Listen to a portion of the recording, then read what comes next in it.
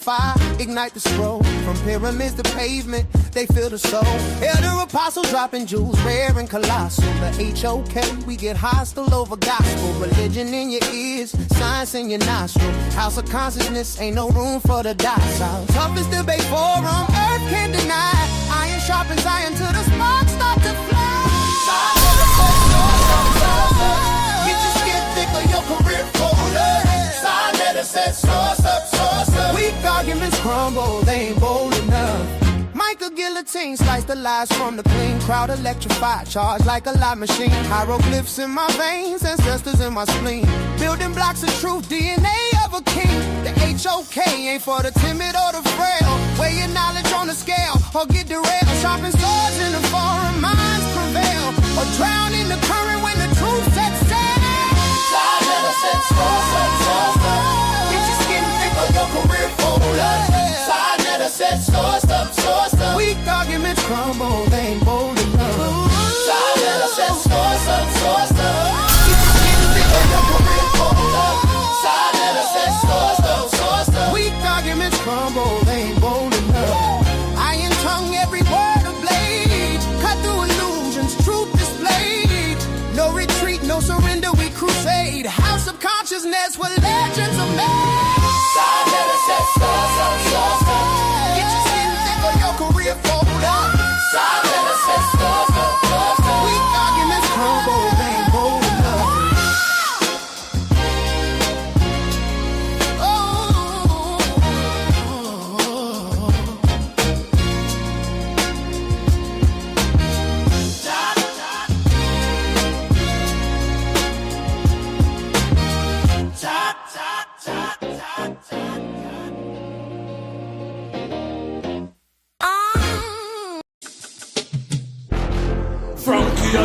sa.neter, you did it again, man. General, HOK Field Marshal, no? Afro Nation. None of them can bother dance on the top. Revelation, set the top. I violate the general.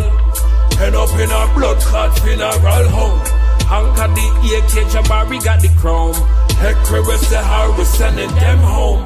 Regina the alley with a Cuban and a galley. Send you back on Nile Valley with a shot in your toe intellectually. How click the link if your scholarship sloppy. More if your smile make you cry with the truth. No lie, my youth in my really scored on 21 gun salute for commission. Not a brother, a hustle, a move like all left for the black woman not all like Tulsa and the Yana for sister freedom. I the whole panel know what time for Bible thumping the minute them see me come. Revelation set from Killa the trendsetter. None of them can bother than sa.neter. None of them can bother than sa.neter. Them got a podcast but saw better. Yeah. Coast to coast, we be banging. Coast to coast, we be bringing all this knowledge we be slanging. In the HOK, we don't do no entertaining. Speaking true, speaking facts. What the niggas just a layman. Better get on one accord. The future can be yours. Ancestors push you more. We gotta go explore. The sciences and math. The future's based on class. You bout to catch my wrath. We turning up this track. In the dark minds of the light. The dark heart still fight. We gotta make this right. Talk right now. We learn how to stand up and stand proud. No man down. We fam now. House of the conscious, my clan now. From Killa the trendsetter. None of them can bother than sa.neter. None of them can bother than sa.neter. Them got a podcast but saw better. When I look at you niggas, I see what I'm not. Go take him, a little bit of her, mix it with them, I put them in a pot. You still can't get none like me. It might sound the same, but it's unlikely. One white tee. If I lift it up, you niggas gonna see where the gun might be. I thought I told ya. Affirmation, revelation, we some soldiers. sa.neter put this team together, now it's over. We got the weight of the world up on my shoulder. When you get conscious information, hearts turn colder. Now look at these trappers who rapping the same, so stuck in their lane, systemically, chemically. I'm thinking something is wrong with their brain. As long as they paid and for in the chain, I got nothing to say. They in love with the gang. I traded my gang for change, and now that I changed, a few things still say the same. From Killa the trendsetter. None of them can bother than sa.neter. None of them can bother than sa.neter.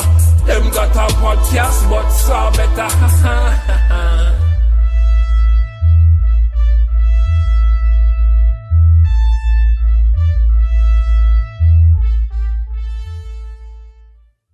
Peace, Assalamu alaikum. Hotep, namaste, jumbo, shalom, shalom, all the greetings of love and light to the HOK family, to the darkest minds of the light. Hit the like button. Thank you so much. Off rip, Jersey State bullies coming in right off the top. That's what we love. Supporting HOK with a $20 super chat. That's the tone that we want set for the whole show. Thank you so much. And he says, support HOK. We're on all the channels right now. sa.neter Studios, getting some activity over there. We're on House of Consciousness. Oh, dang. What? How did I forget to put the Coliseum? Today is not a good day for me, Cedric. It is a good day. Every day is a good day. Peace to Cedric of the Pseudo Killers. We have... You know, I affectionately call you the professor. We have the one and only Cedric of Pseudo Killers in here. He's going to set the record straight because we've been having a conversation over here on the House of Consciousness, HOK Coliseum specifically, about Leviathan and dragons. And surprisingly, a lot of people came in and they're like, yeah, dragons are real. Dragons could be real. And so, you know, we understand that there's no scientific evidence. Cedric is going to show us that through science. However, it is very intriguing. So, without further ado, y'all get your pens, your notepads, your laptops, your Chromebooks. Start taking some notes because he's coming in with some hardcore scientific evidence about, are dragons real, Cedric? Are they real? No, they are just as real as mermaids, as leprechauns. It's part of human imagination. But we can understand why and how these things come into being. And I'll try to highlight that a little bit during this presentation. But no, dragons are mythological. They are by no stretch of the imagination, factual or real. Okay, so I told Cedric this, and I'm letting everybody know. I was putting together a little snippet, like 10-minute video of I guess you could say it was a fantasy piece by Animal Planet done I think it was like 18 years ago. It was a while ago. Yeah, they did that. They also did it with mermaids because I remember it caught my dad. My dad like, yo, is a mermaid real? It's got something on the History Channel or the Animal Planet. So I went and watched it with him, and they sneak it in there in the opening. This is just for entertainment purposes only. Right. It is great. It's a great piece. So I had to edit it up just for copyright issues. And for some reason, of course, it's still going. Not for some reason. It's just taking a while, but I'm going to upload it later. I didn't want to, it's getting later and later. But we have, Cedric, we have a lot of night owls. We have a lot of truckers that listen in. So, you know, I appreciate you coming in to do this. All right. So whenever you're ready, and Silent K, I will check on that. Okay. Don't worry. We're just going to focus on this. Everything's cool. In your defense, actually, to give you some kudos, Silent K. Silent K is the one who came in. He doesn't even believe in the Bible. He came in and challenged Jehovah, Holy Ghost. He brought up Leviathan, and that's what sparked this whole conversation. So it's great. So let me know when you're ready to screen share, and I can just let you get in here teach. Let's get that going. And by the way, Cedric, you are always for the smoke. So I'm dropping the link. If anybody after, once he gets his presentation up here, Bible believers, people who believe that the dragons are real, please hit the panel and speak to him. Okay? So when you're ready, you could share the screen. Nice. Yeah. Let me know if you're ready. It's up there. That's nice. Okay. So I'm going to mute out. Dinosaurs, discovery, classification, and the scientific understanding. How we know what we know. Purpose of this presentation: introduce what dinosaurs are, explain how scientists study them, and show why dinosaurs matter to science today. What are dinosaurs? Dinosaurs are a scientifically defined group called Dinosauria. They are a branch of Archosaurus, related to crocodiles and birds. first appeared about 230 million years ago, dominated terrestrial ecosystem during the Mesozoic era. Dinosaurs are not a vague term for ancient reptiles, but a specific evolutionary lineage defined by anatomy. So here we can see the two main branches of Dinosauria, which is the Ornithoceras and the Pseudocera. And these Pseudoceras, they branch off into these dominant groups, which we are familiar with, the Bronchiosaurus, and later on the Tyrannosaurus rex and the Velociraptor, which eventually give rise to avian dinosaurs. Early discoveries and misinterpretation. Now, this is the part where we are most interested in. Before modern science, fossilized dinosaur bones had been found for centuries, but people didn't recognize them as a distinct group. Mind you, prehistoric time or prehistory times or in historic time prior to the scientific method, these discoveries were made. Large fossil bones were found across Europe, Asia, and Africa, with no concept of extinction or deep geological time. What we got as a result is fossils were interpreted as dragons, giants, or mythical beasts. Biblical folkloric explanations were applied. The confusion was cultural, not deceptive.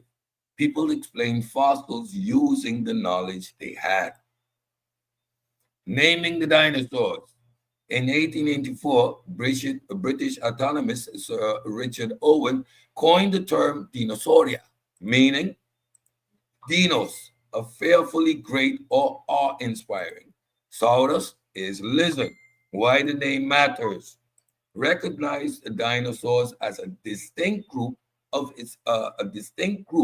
extinct animals. So now we're starting to put them into our classifications and understanding. Wait a minute, these are a distinct group of extinct species. You see the time frame, 1842. That this helped establish paleontology as a formal scientific field. Let's continue. Dragons versus dinosaurs. Dragons, mythological and symbolic creatures. Mythological and symbolic creatures, meaning they have no basis in reality. The symbolism is what they represent to us. All right? Oh, sorry about that. Composite anatomy, reptiles plus wings plus supernatural traits. Dinosaurs, biological organisms reconstructed from physical evidence. And the word reconstructed does not mean that it is a guess or we just making it up. We'll see later on how these reconstructions are done. Lived millions of years before humans.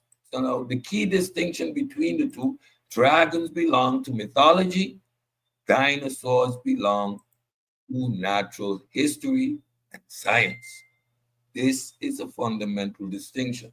The moment we are talking about actual biology, actual history, the term dragons is never applied. We are talking about dinosaurs. Let's continue. Dragons, mythological creatures, explain the origins, human imagination, our imagination as human beings, our ability to give symbolic thought has produced the greatest works in literature, in art, in poetry, in music, but it is our imagination. Dragons appear in many cultures, European, Chinese, Mesoamerica, etc., Africans, they're everywhere. Often embodied fears, natural disasters, or unknown dangers, fire, floods, predators. Early humans personified nature's dangers into fantastical beasts. We see these motifs coming over and over again. Fossil misinterpretation. Large bones and fossils of dinosaurs or prehistoric mammals may have inspired dragon legends. Before modern paleontology, these remains were attributed to mythical creatures. Symbolism over reality. We understand that humans are, in essence, very spooked out. So we can understand how finding these bones where we don't have that understanding would lead us to attribute them to these mythological creatures which we have from olden days or from prior history in our lexicon. Symbolism over reality. Dragons often symbolize power, chaos, or wisdom rather than real animals. European dragons were destructive, hoarding treasures, embodying fear of chaos. Asian dragons were benevolent, weather controlling, embodying natural forces and authority. Let's continue. No empirical evidence. Despite global myths, no biological evidence, bones, DNA, preserved remains exist. Scientific studies of reptiles, birds, and mammals find no lineage supporting dragons as real creatures. Scientific studies of reptiles, birds, and mammals find no lineage supporting supporting dragons as real creatures. Evolution of the myth. Stories adapted to fit cultural narratives. Knights versus dragons in Europe. Water and celestial dragons in Asia. I remember last year, I think it was a dragon movie from Asia that came out. I loved it. Can't remember the name right now, but it was all about the water dragons and telling these stories. Benevolent. It was called Pacific Rim. No, that's a sci-fi movie. This one is an animated movie. I'll see if I remember the name during the course. Beautiful. I mean, I have an 8-year-old daughter, so sitting and watching those type of anime with her is absolutely beautiful. And it has also song, and so it's a musical as well in the range or in the realm of a Moana type movie. Fantasy literature and modern media cement dragons as legendary creatures. So, conclusion: dragons are mythical constructs combining human imagination, misinterpreted fossils, and cultural symbolism. They reflect human attempts to explain, personify, and dramatize the unknown, not a real species that ever existed. And we see this narrative and motif coming back over and over. Throughout time, humans have attempted to explain the natural world around them using the tools that they have. And in this case, mythical creatures. Dinosaurs, deep dinosaur time and deep history. Dinosaurs lived between 230 and 66 million years ago. Humans, by contrast, only exist on average about 190,000 years ago, and our species about 300,000 years ago. See the difference. This introduces the idea of deep time. Earth is vastly older than human history. Geological processes occur over millions of years. The key impact here: change humanity's understanding of Earth's age and history.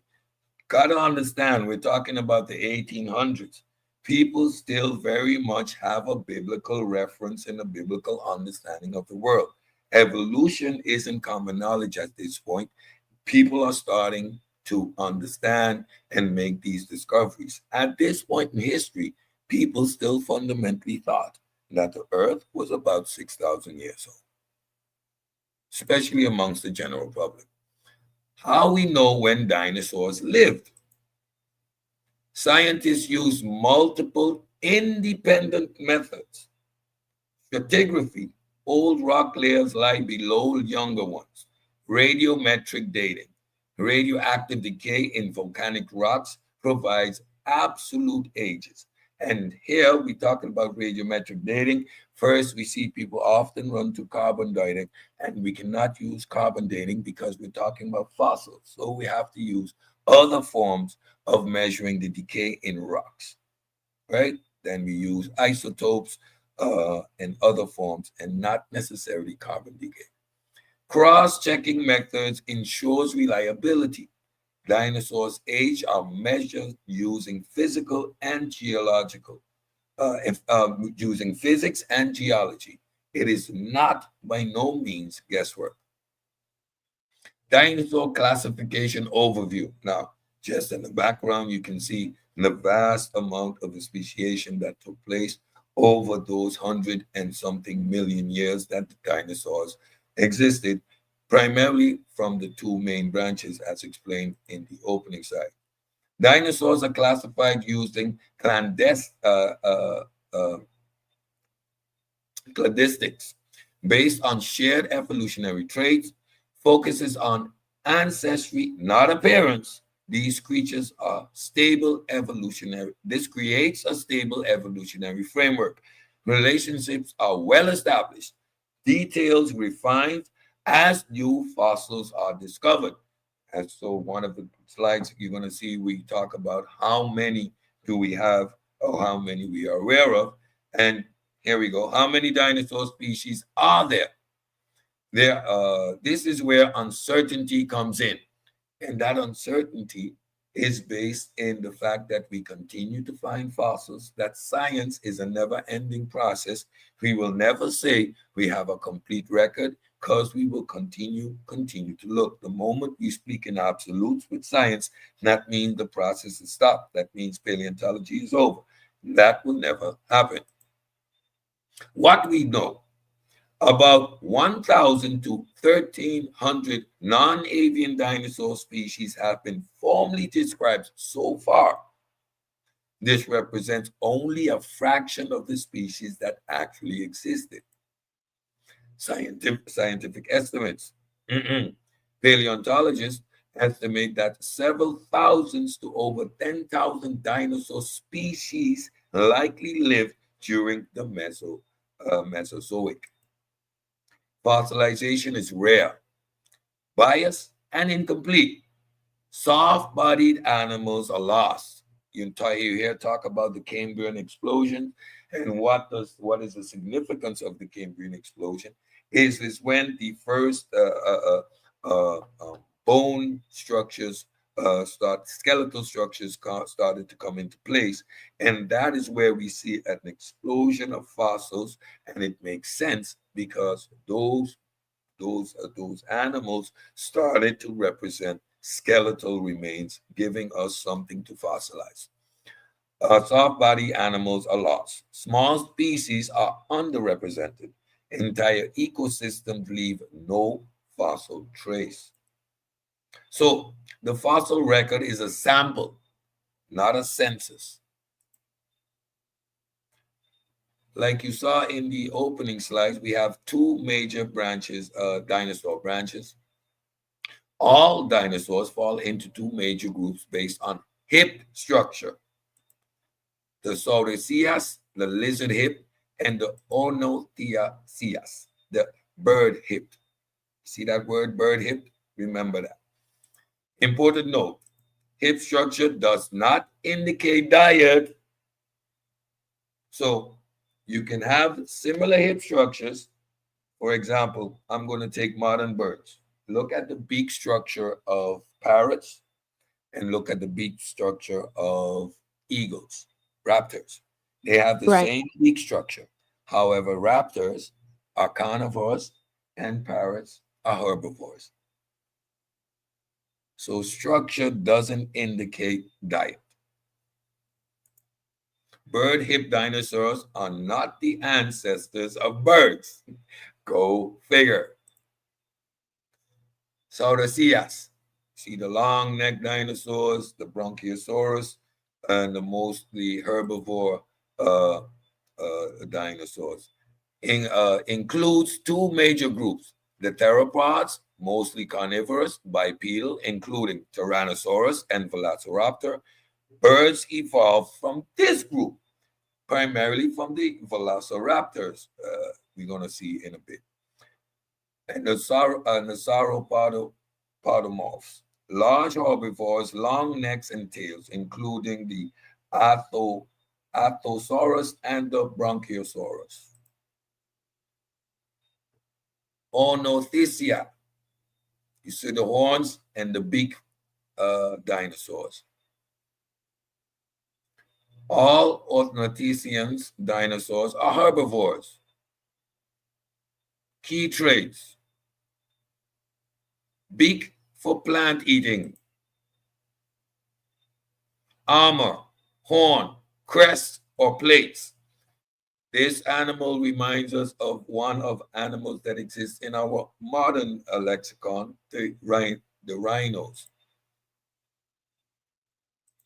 Example: Triceratops, horned dinosaur. The Stegosaurus, plated dinosaurs.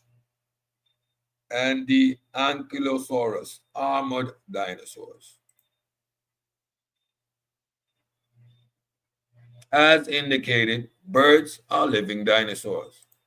So no, not all dinosaurs went extinct. Birds are avian dinosaurs. They evolved from small theropod dinosaurs. Share feathers, hollow bones, wishbone, and nesting behavior.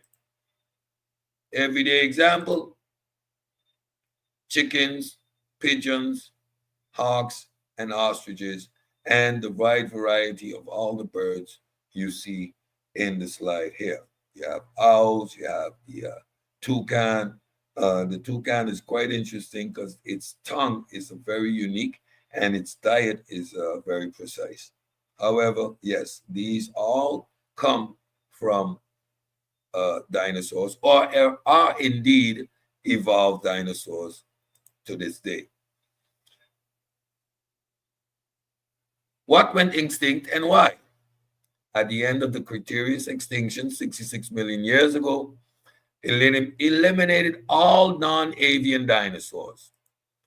Strong evidence for a large meteorite impact there in the Yucatan area. Massive climate disruption followed. How do we know this?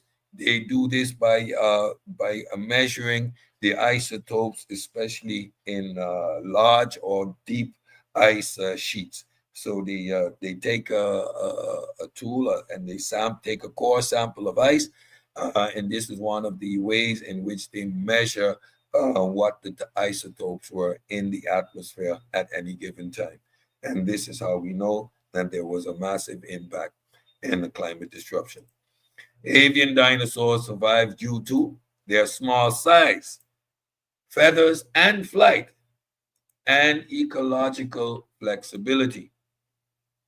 So now we're going to explore and examine some of the disciplines involved in providing us with the information and the understanding that we have today. Like I said, it is multidiscipline and never from one aspect. Paleontology is at the root of the dinosaur study. As we see in 1842, it launched the naming and the classification of dinosaurs, launched this field of study. Paleontology is the study of ancient life through fossils. Contributions: identifying dinosaur species, reconstructs anatomy and growth, studies behaviors using nests, eggs, and footprints. This field provides the direct evidence for dinosaurs.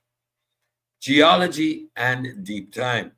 Geology provides context for fossils. Contribution: determining the rock ages, reconstruct the ancient environment, explains fossil preservations. Without geology, fossils would have no timeline or environmental meaning. They would just be fossils.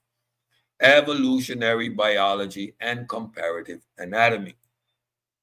Evolutionary biology explains dinosaur diversity, why we have this diversity, natural selection, ecological niches, diets, fitness for environment. It all comes back again. Adaptation to different environments. Comparative anatomy compares dinosaur bones to living animals. There's often the issue with reconstruction. How can you reconstruct body plans? We understand body plans, and when you have people who specialize in understanding body plans, they can look at these bones, understand how they would work within the biomechanics, and they can understand and reconstruct how this particular animal might have moved using the evolutionary tree and understanding how the similar animals function today. Helps infer movement, posture, and behavior. This is key to understanding the dinosaur-bird connection. Taphonomy and bias in the fossil record. Taphonomy studies what's happened after death. So this is a study that explains us the decaying process of and including the fossilization. It explains how fossils are formed, why some organisms fossilize and others do not. The key idea here is that the fossil record is incomplete and biased, but still reliable when understood correctly. So we work within the limitations that we have. Certain information or certain species that we should find but do not find, or would be intermediate, based on our understanding of taphonomy, we can determine the morphology, the taxonomy of a specific animal, or know why there's a particular gap in the record. Biomechanics, physics, and technology. Scientists test ideas using physics. Example, how fast dinosaurs could move, how much weight bones could support. Modern tools, CT scans, 3D modeling, computer simulations. This prevents speculation and reinforces evidence-based conclusions. Paleoecology and ancient ecosystems. A lot of our discussions, we think that the atmosphere that we are in today was equally so in early Earth. The early Earth's atmosphere was very hostile, and most of what we have here today could not have existed in that environment. Earth's atmosphere and system was very unstable, and it's over the course of billions of years that you get the stability that we enjoy today. And even within our modern geological record, we still have evidence of periods of glacial change, ice caps forming and melting again due to environmental changes. So this is a study of paleoecology and ancient ecosystem. Paleoecology studies ancient ecosystems. Contributions: reconstructs food webs, explain predator-prey relationship, shows how climate and geography shaped dinosaur life.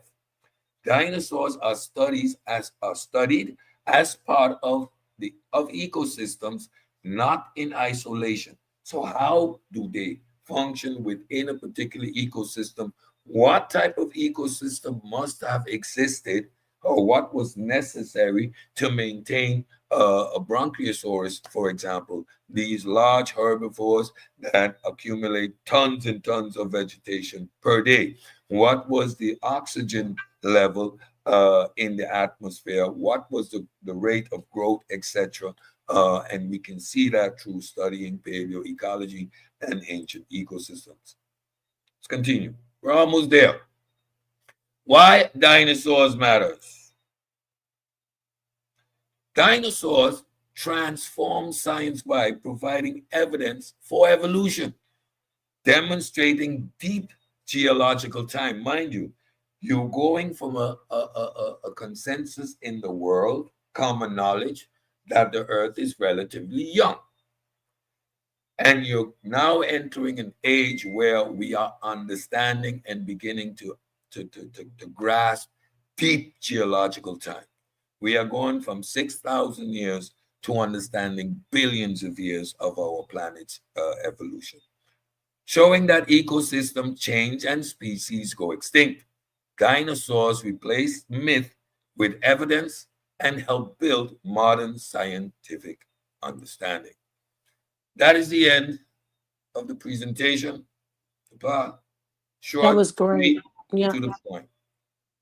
Yes, it was. I really enjoyed it. And now, as I said to everyone, you can come in and ask some questions. I'm going to ask some questions of Cedric if while we wait to see if anybody wants to enter. But you can come and ask questions, or you can challenge his information. You'll be challenging some scientific information. Really, speaking of challenging it, Cedric, the thing is that people since the beginning of civilization, all civilizations have entertained the mythical or mythological creature, not dinosaur, excuse me, dragon. And so I like that you did the presentation on dinosaurs, because that's what you would go to. If I want to prove dragons are real, right? The first thing I'm going to do is try to say, well, look at Quetzalcoatl, or right, look at the pterodon, Exactly. not Quetzalcoatl. Oh my God, I'm so tired. Sorry. Look at Me too. look at the Tyrannosaurus, not Tyrannosaurus. Oh my gosh, what's wrong with me? Pterodactyl. Ah, I am sleepy, y'all.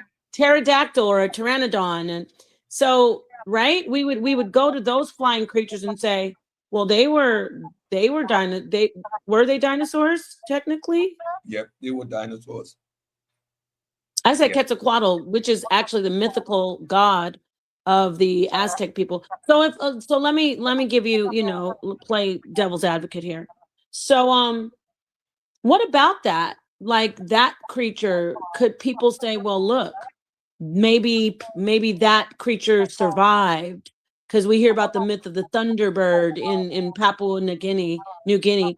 Could creatures like, let's say during the KT event in Cretaceous period, could anything survive? I mean, everything wasn't destroyed, right?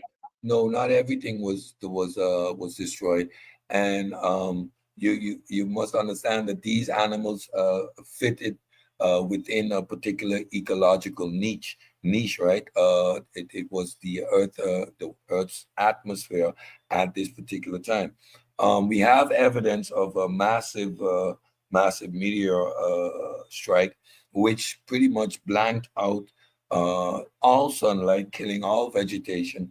And of course, some of the dinosaurs were cold-blooded, and therefore they would have automatically died out. A lot died on initial impact, and it was underground burrowing animals, right, which predominantly survived.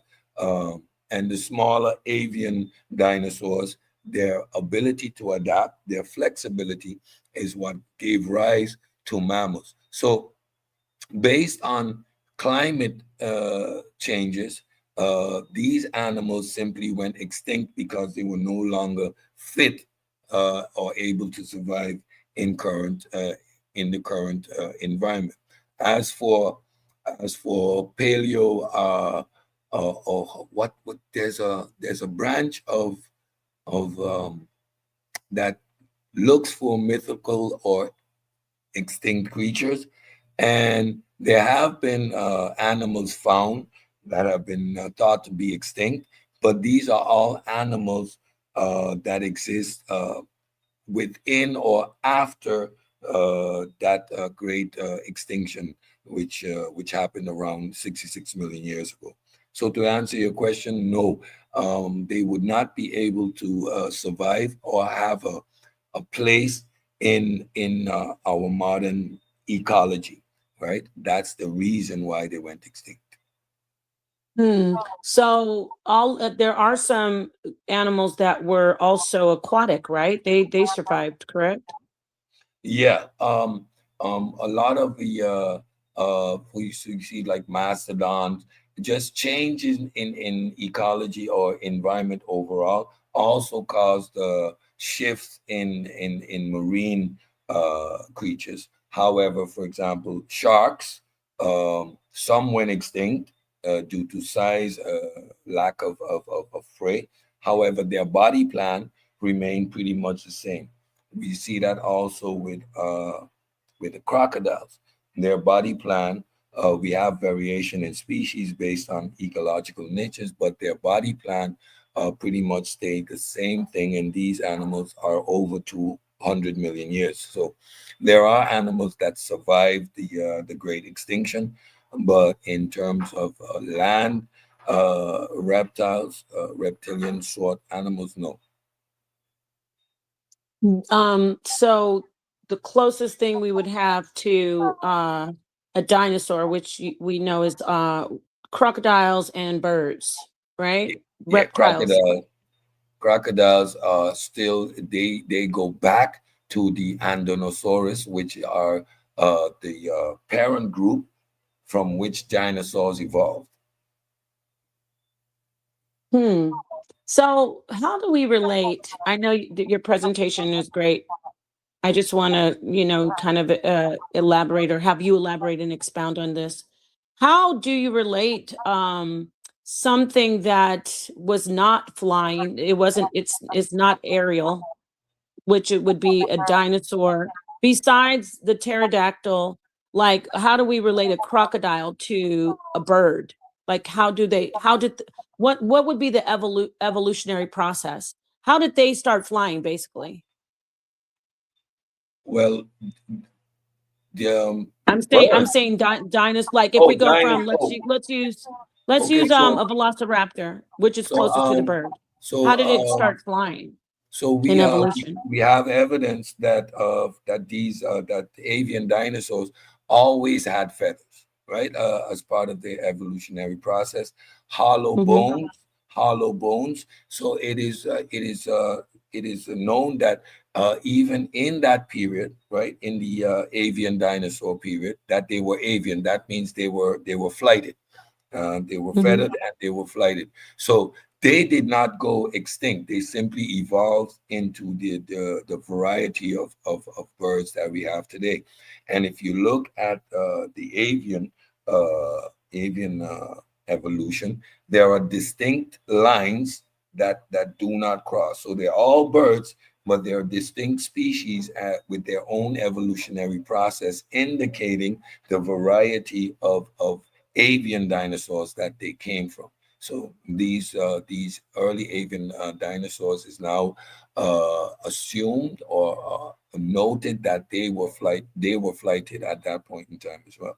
And then you have, of course, the non-flighted birds like the emus and the ostriches, etc. Ostrich. Yeah. Hmm. So, okay. So we know that basically, like I said, a velociraptor that had feathers, but it wasn't. It was still classified as avian type of Yes. or So creature. yeah.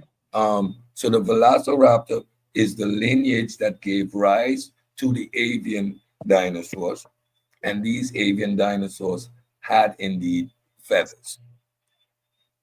Okay. Thank you. And then, of course, you had the flighted birds and the non-flighted birds. Right. Let's get me. Thank you. Okay, let's get Meter in here. Meter, what would you like?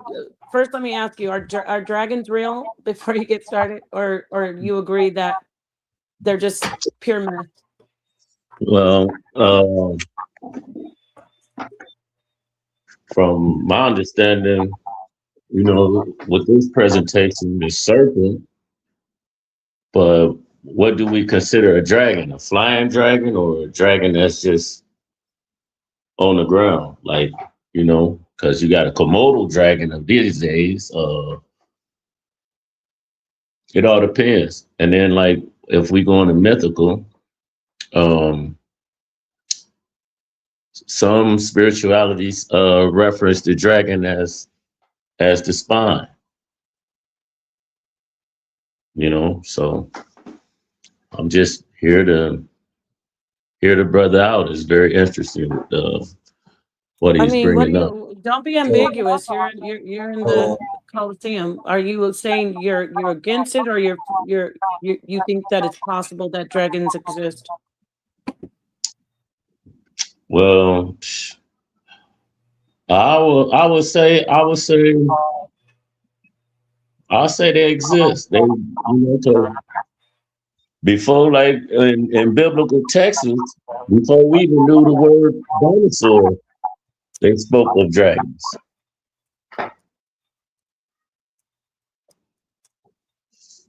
Okay. You have some proof?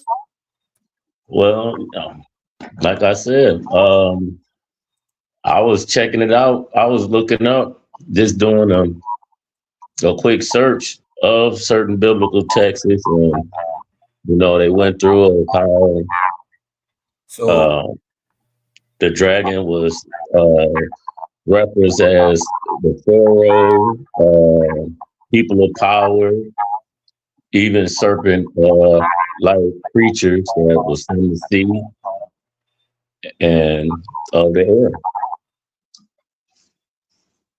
so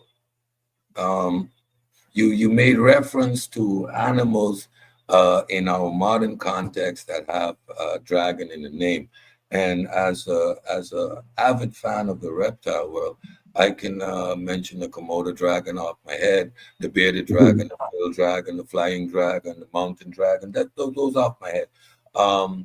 If I go and look up quickly, oh yeah, you have the dragonfly. We know the dragonfly, and of course you have the dragon snake, right? The dragon moray. That's a type of moray eel. Now this is all tongue in cheek, and science does this all the time. You have mitochondrial Eve, right? And you have Y chromosome Adam.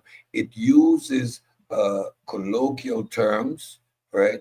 And they apply them to actual animals. So no one would assume that because there's an animal, a large lizard, right? The largest lizard in Indonesia, and then you have the monitor lizards and the different variety of monitor lizards. No one would assume that we are talking about the equivalent to a mythological dragon, right? And based on your culture, when we're talking about dragons, you would see how the mythological dragon is used. In biblical references, it is mostly within the European framework, fire breathing, destruction, disaster, whereas Asian dragons are usually controlling the air, the water, like I was referring to an anime that just came out highlighting Asian dragon mythology. That doesn't ground it in reality. The moment we speak about it as mythology, then you know that we are conceptualizing and using human imagination, right? And we do that with a lot of creatures. We have mermaids. Anybody say mermaid, we understand what we're talking about. That is biologically not possible. Other mythological creatures, centaurians, human body with horse, a human top with a horse body. I mean, we understand how humans create these hybrids, but doesn't make them real.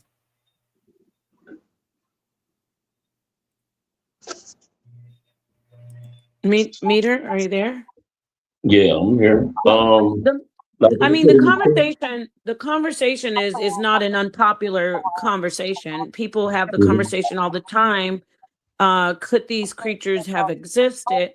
But what about the information that's being presented by Cedric today, tonight with his presentation? Meter, like, what would you, if you wanted to make a case for dragons existing? What would you do? How would you present that scientifically, like for people to say, maybe he's got a good case here?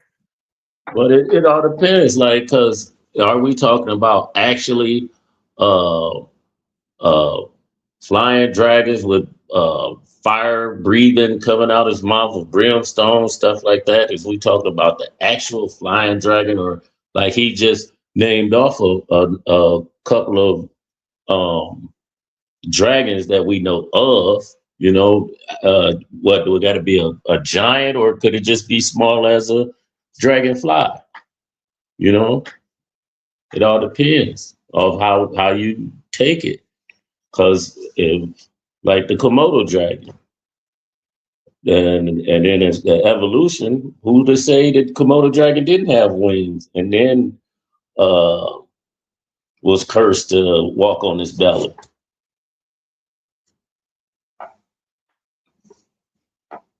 Hello?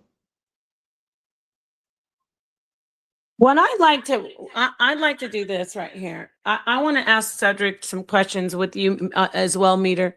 So Cedric, let's just entertain this, okay, for a moment. Why are the depictions of these animals so accurate to like what we would know as a dinosaur today? Like, you do agree that these let's say, let's just use obviously Chinese, that's very popular, the dragon in the Chinese. Why the sharp teeth, the broad nostrils, the shape of the I guess it's called a muzzle, what you call it, I don't know what you would call it in a dinosaur, beak. But why do these animals look so much like the actual dinosaurs that we know of today, that we've discovered today? Well, old ancient Chinese dinosaurs do not resemble any of the modern depictions that we have today. The modern depictions that we have are retrofitted based on actual dinosaurs, right? If you look at ancient Chinese dinosaurs, you see them. They have them in their dances on the street. Those animals resemble the reptiles that are found in their culture. In Asia, you have large reptiles. You have all the cobras. You have the major boas. You have the retics and the reticulated python and the what's the other one? The retic and uh, Burmese, right? These are huge, large snakes, which are part of these of their environment. It's part of their culture. If you look at the fangs of a cobra, for example, then you can understand and see that dragon head being represented in that physical form. In South America as well, where there are these large snakes that are in the jungle, their dragons represent more reptile form. Um, in Europe is where you get later depictions of dragons more in the form of dinosaurs. And if you look at the timeline, it is pretty much synchronized with the discovery of actual dinosaurs that these depictions start to resemble modern dinosaurs. Okay, peace. Thank you, Cedric. Peace, Black Sage. What would you like to Yes. add? Thanks for joining. Yeah, shalom. Peace, please. Peace to you, Cedric, and the other brother on the panel. Yeah, it was a pretty good presentation for the conversation. I think people often have a misconception that the Bible is a book of fairy tales. So they read into it dragons, and they read into it when they read the word unicorn and things like that in the scripture without simply just doing the actual study and the etymology of these words. You'll clearly see that they're talking about actual real animals. The problem is with when we get to the medieval times, we have sort of these imageries that comes along with these stories, that we see fire breathing dragons, which the Bible is not talking about a fire breathing dragon. It's not talking about a serpent, a giant serpent with wings, as we see in other images. It's not talking about those things. Those things refer to deities, uh, as in Apophis or Apep, which we know that the Assyrians, um, in their conquest believed in this serpent-like deity or this deity in chaos or chaos. So they reference these types of things. We talk about the imagery in the Garden of Eden with the serpent, Nakash. People often laugh at that about the book of the Bible, but you also see these same images with Beset in ancient Kemet cutting off the head of the serpent, or you even see a serpent in Egyptian hieroglyphs with two legs walking. So these are just images of things that people often take to be real. Even when we talk about Leviathan, those also in the biblical narrative reference nations that were against the children of Israel, and nations that were against the children of Israel. There was no Leviathan like a like we see some fire breathing dragon, right? These are not the things that we're talking about. Even when it talks about the unicorn in the Bible, well, a decent word study simply will show you that it's talking about a bull or an ox. It's called a reem, reem. It's a reem, but it's translated into the English as as a unicorn, right? But these were animals that were real, that we know that existed, that had one horn on their head. So that's why it's translated into English that way. But these weren't like the mythical horses that we see coming out of the medieval depictions of unicorns with one horn in the middle of a horse's head. It's not talking about that. These are basic, very simple word studies that you can see, and it'll break it down. It'll show you. People often ask why you don't see dinosaurs in our land here, why you don't see dinosaurs on the ark, because we know that dinosaurs died out before we get to the youngest, driest events, right? So there wouldn't be a living dinosaur, right, on the earth at that time anyway, right? So, I mean, these things are just simple, just a matter of ignorance and a matter of people just not really doing a simple word study. You can even look in the scripture, Moses' staff, I believe in Exodus chapter 4, is referred to as a dragon or a Tanaim, right? Or a serpent, right? Why is that? Because if you understand the narrative and the imagery of the scripture, it talks about one power being greater than the next power, right? So when his serpent staff, his staff turns into a serpent and it eats up the other two lesser serpents by the magicians of ancient Kemet. It's just talking about one controlling power over another. So we have to really understand what these things are, and what they are. So a lot of times, like whales did exist. What would you call a whale at that time? I mean, they're still the largest mammals on the earth. So um, you want to say they didn't see a whale and not understanding it scientifically as we do today, and understanding what it actually was. What's the big issue if they called it a leviathan? What's the problem with that? Right? The problem is that we have this cartoonish imagery that goes along with these words that we've been growing up with as children, right? Reading rainbow dragons and purple dinosaurs and Godzilla and stuff like that. That's the imagery that we associate when we see these words. King Arthur and the Legends of the Round Table and Merlin and dragons and different things like that. But that's not the imagery that the Bible portrays. So I just wanted to land my plane on that. That's all I wanted to say. Well, I'm not a Bible scholar, and I was doing the brother's presentation on dragons, and it hit me. I'm like, don't the Bible speak of dragons? Because I'll put a couple of passages, scriptures in the comment section, like Psalms 18:8.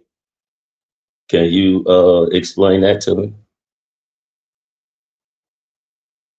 Yeah, that's brother? actually that's Black? actually one of the ones. If you actually look at if you actually look at what it's actually telling you, right, when they talk about dragon, it's actually talking about a mountain, a volcano, actually. That's really what it's referring to, right? So if you read the imagery in Psalms, it's talking about it spewed hot coals of fire. It talks about it spews fire out of the mouth of what? The volcano. If you actually study, even Josephus talks about it. There was an understanding that the earlier Israelites worshipped at the base of a volcano, right? Because that's believed where they saw the Most High, Mount Horeb. Most of the sacred mountains that they went in, you see that are talked about in the Bible. These were volcanoes at the time, right? These are volcanoes, are still volcanoes. You talk about when the children of Israel come out of Egypt, they're led out of Egypt, they're led by a pillar of fire by night and a cloud and a pillar of cloud by day, right? And which led them where? To the holy mountain. It's just these are active volcanoes that they see, that they gave anthropomorphic and they gave these deities, they attributed to these acts of nature. And so this is exactly what you're seeing. There in the English translations, it's just referred, they call it a dragon because of the imagery that it gives. But if you look at a volcano, what does a volcano spew? It spews hot rock, right, or hot lava. So that's all it's showing you. That's all it's what it's telling you. If you study the Israelites, and like I said, Josephus talks about this. They were one of the origins that he gives. He gives several different origins for the ancient Israelites. Is that they worshiped at the base of a volcano, and they worshiped a volcano. That's one of the things that he talked about. Like that was one of the things that the people believe, right? So these are just those images. They're not talking about, Puff the Magic Dragon. They're not talking about that. That's not the imagery that the Bible is relaying as part of being actual truth. In fact, and then somebody said Yara thinks we're stupid. Why would they call a ox a unicorn? I just gave you the etymology. REEM. Look it up. It's not difficult. This is what I mean Yeah, that's about factual, though. people who That's won't factual. read.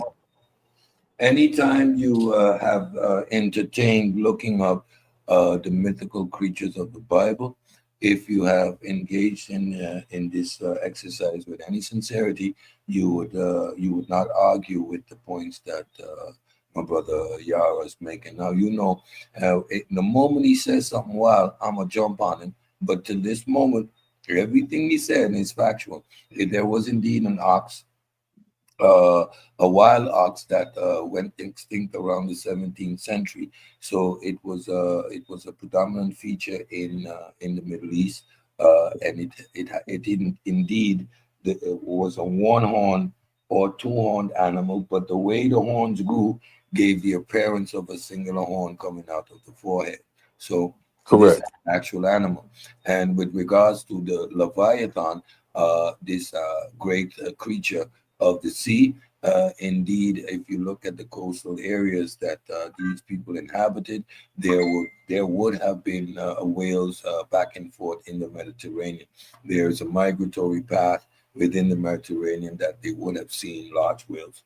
So nothing my brother said to this point is in error or any flim flam.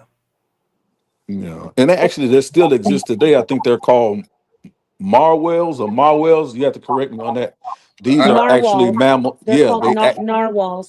yes, they actually have horns, right? Well, Right, they're not narwhals do. actually horns, but it has the appearance of horns. But it's calcium deposits that grows out of the skull. I don't think it's an actual part of the skull. It's like a toenail or a fingernail, Toenail, yeah, right? it's a toenail. Yes, That yes, animal, I think it's a goat type animal that's still yes, around today. But the yeah, animal you're referring to is indeed a large wild ox that would give the appearance of a yes, unicorn, right? The yes, body plan, etc., would give the appearance of a quote unquote horse with one horn. And if you're using basic language, mind you, you don't have the lexicon that we have today. You don't have the phylogenetics and all of that. You don't have the clades. So people are going to use common language to explain these animals. Now the problem comes when that colloquial use of language to explain a volcano is now taken to to pretend that these mythical creatures, right, were actually real. This is where you fall off. Correct. That's correct. That's correct. Hey, Right. I might be. Just to clarify, the narwhal is a sea creature, and that's a tooth. So when you're saying it's not really a horn, Yes. it's like a Oh, tooth growing out. But it the seal-like sea creature. Okay, we're Yes. right, I but might be. both of those creatures are real. I want to Yes. ask a question, Meter. I'm going to let you go, but I did want to throw this out here, mix it up a bit. So are we? I understand that you're very scientific, Cedric, and I know you are also when it comes to this. Meter, could you mute out for just a second? There's some feedback from your end, just until you talk. Thank you. Thanks a lot.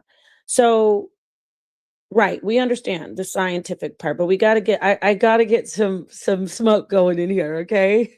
So, cryptozoology, zoology, right? Would you assert that there is every creature that will ever exist has been found? I'll start with Cedric and then go to Yara. Would you say that? Like we've discovered every single species and every single animal out there. There's nothing else to be found. Thank you You for get bringing where I'm up the going with word. that, right? Yeah, cryptozoology. I was looking for that word a little while ago, and so cryptozoology is an actual field of study where where the actual biologists, so it's not pseudoscience, that are out there in certain environments looking for or trying to actually establish if certain animals go extinct or went extinct, right? For example, you have in New Zealand, I think there's a study momentarily still taking place to see if they can find the Tasmanian tiger in the wild. There has been some signs. I'm excited. You can see I'm a nerd. I'm excited, but they haven't had any factual evidence yet. There's also a branch of cryptozoology that investigates mythical creatures, Bigfoot, Loch Ness monster, etc. This branch of paleo anthropology has cryptozoology has not and most likely will not produce any results. Why is that? Again, when you look at specific animals, they existed in specific ecological niches. When the ecology or the environment changes so that they are no longer fit for that environment, is the reason that most of these animals died out. For as far as actual animals existed. Now, with regards to mythological creatures, no evidence has ever been produced to quantify any of these mythological creatures, including el famoso chupacabra. The chupacabra, how dare you? That's a real animal. I'm just kidding. No, honestly, there are things out here that we cannot explain, though. You do realize you agree with that. Yeah, yes, and uh, that is why we entertain science. It is the areas of the unknown. It is the unexplained. Is where science flourishes. Once we understand a particular phenomena and it has been established, it is no longer quote unquote science. Then it is common knowledge. Science is the acquisition of knowledge, a particular phenomena that is unexplained That is where science is going to engage and have the most fun. There's where you get to hypothesize. There's where you get to produce or create experiments. This is a fun environment for science. So yes, the moment we have acquired all knowledge or understand all things, uh, yeah, the scientific endeavor process is then over, and that is not science. So yes, things that are unexplained is where science loves to be. Hmm. What about you? Thank you, Cedric. What about you, Yara? You agree with Cedric? Do you get excited when we find things like animals that we thought have gone extinct, and then they actually are discovered in different parts of the world? Or what do you say about cryptozoology or Uh, zoology? yeah. I mean, I think all of those things are important, especially when they find when things are found that skeletal remains are found of things, and sometimes we start the journey and looking for certain species based on on rock art or cave art, things that they find in places where they've discovered drawings of certain animals or imageries of certain animals that no one's ever seen before. So I mean, I think that there are quite a few things, but I do think sometimes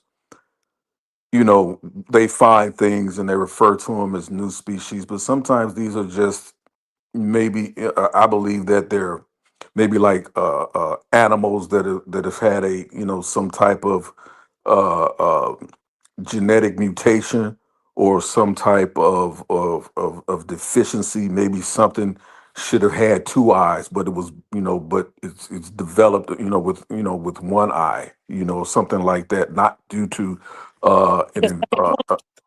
yeah, and because of its necessary environmental survival, but just simply because of a birth defect, right? Right. So you may find the remains of something like that, and then that'll start or spark the search for a new species that we may only ever find just that one species of or skeletal type remains. But I don't believe. I mean, we can tell right now. I mean, science already tell us we know less than what maybe 2 or 3% of what actually lies at the bottom of the ocean. The animal, the sea life that's actually exists down there. We don't really know that much about it and what actually lies beneath the depths of the waters. Um, so I think that we haven't discovered everything. I think that there are some things that you have that were eyewitness. That were eyewitness accounts, but if you ask me if there were flying pterodactyl like creatures that were breathing fire, no, I don't think that ever existed. And so I know a lot of people say, well, how come, like why would they describe a dragon as a volcano? Well, again, look at the imagery. They wouldn't. A drag that would only be a later there would only be a later description used where fact meets fiction. The fact being that the volcano is real and they do erupt and they do spew black rock or what people would consider to be coal, right, or lava rocks, right, and fire running down and coming from the belly of this beast, right? Like that's how I would describe a volcano, but some people would describe that, and they have as a dragon. And it's not until we get to the medieval times that we even see these images of what we would consider a dragon, Yep. right? And so it's like you have to look at those separate the fairy tales from the actual fiction. And I think a lot of Bible people get that wrong because of just illiteracy, right? And not just actually studying for fact over fiction, right? So that's what I have to say there. But I do believe in crypto science. That I believe in science. I don't think that science has to be completely dispelled. I'm not one who believes the Earth is 6,000 years old. That's ridiculous. right? We have caves older than 6,000 years old. You see what I'm Oh, saying? there's Like trees there's older than trees older than 6,000 years. 6,000. Yeah, I didn't want to say that, but yeah, but of course there is, right? We know that, we have they just There are what they're artifacts older artifacts, than 6,000. right? 6,000 years old. Their pyramids in Peru, I think they date almost 6,000 years old, right? So, like I don't come from that paradigm that the Earth is 6,000 years old. Like that's just utterly ridiculous, right? Just absolutely makes no sense. I tell people all the time, I do believe in that the Bible does teach a form of evolution. I just refer to it as theistic evolution, right? So, Uh-oh. but it is one of those. It's one of those things. I, Can I, you I mean, elaborate on that? I just want to say real quick, excuse me, peace to misunderstood. I didn't get to say that earlier. Thank you for showing support. Um, Meter, I know you want to get in here, but now this is what I've been waiting for. You hear, let me hear your stance. When you say theistic evolution, Yara, what exactly do you mean? And then I want to see if you still agree with him on what he's saying, Cedric. Let's hear from our brother Black Sage. What is theistic evolution? it's basically I believe in the existence of intelligent design, right? Uh-huh. I think that everything that we see, like I've had debates and discussions, we talk about things like the Fibonacci sequence and different things like that, that there are repeating patterns throughout the universe in many different aspects of nature. I don't think that anything is by happenstance or by chance. I do believe that the universe, you can begin to understand it, especially in quantum physics. You can understand things simply based on a mathematical equation, but something that is a mathematical equation, whether we name what we name it or not, or what we choose to name it later on, it still has to have some type of intelligence behind it. That's my position, right? So, and it had to take an intelligence to solve that mathematical equation in order for things to exist. I believe in the law of thermodynamics. I believe that has a place in theistic evolution and many other different things. So, I've studied things like the BVG proof, a theorem that basically for every and it's basically what it gives us is that for there is a cause and effect, right? And first, and before you have the effect of something, there has to be causation or causality. And for me, that causality has to come from an intelligent designer. Now, if you choose to call it the Stay Puft Marshmallow Man or the Pink Energizer Bunny, that's your business. I choose to call it something else. I choose to call it Yahweh. That's what I choose to call it. But there is a power there, an intelligent design there that I believe that everything stems from. So that's my Okay. just basis. Thank you. What do you say about that, Cedric? You're good with that? He's still walking side by side with you? I believe I can fly. So I believe I can fly. what Yara No, but believes, seriously, what so about what, how do you approach people when we, take the position of theistic evolution? saying God did it, okay. I mean, like uh, everything Yara said with this regard is just a matter of his feelings, right? And at some point, you don't argue with a man's feelings.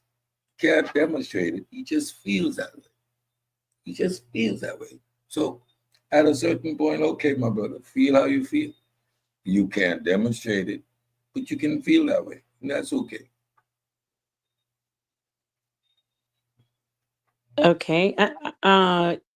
Yara, Meter, we have Zion joining. Meter, I'm gonna let you. Let me give him a little pushback. Let me give him a little pushback. Okay.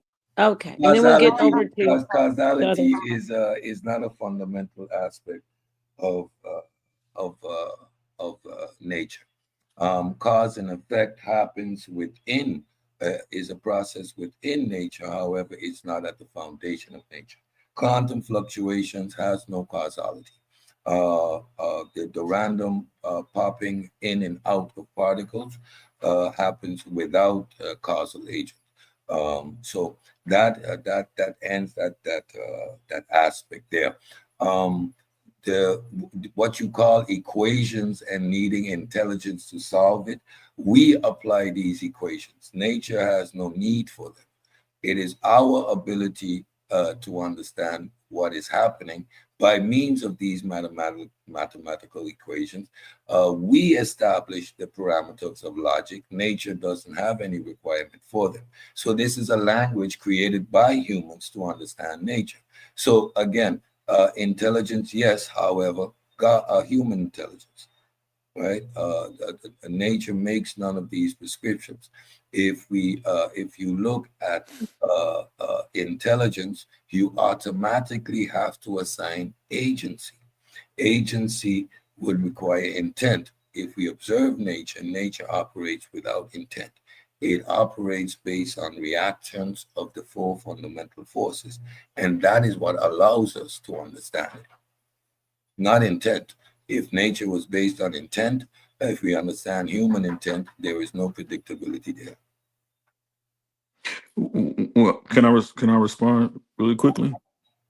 So Of so course, it yeah. yeah, if you say And then nature and has after you, I'm gonna move on to the others.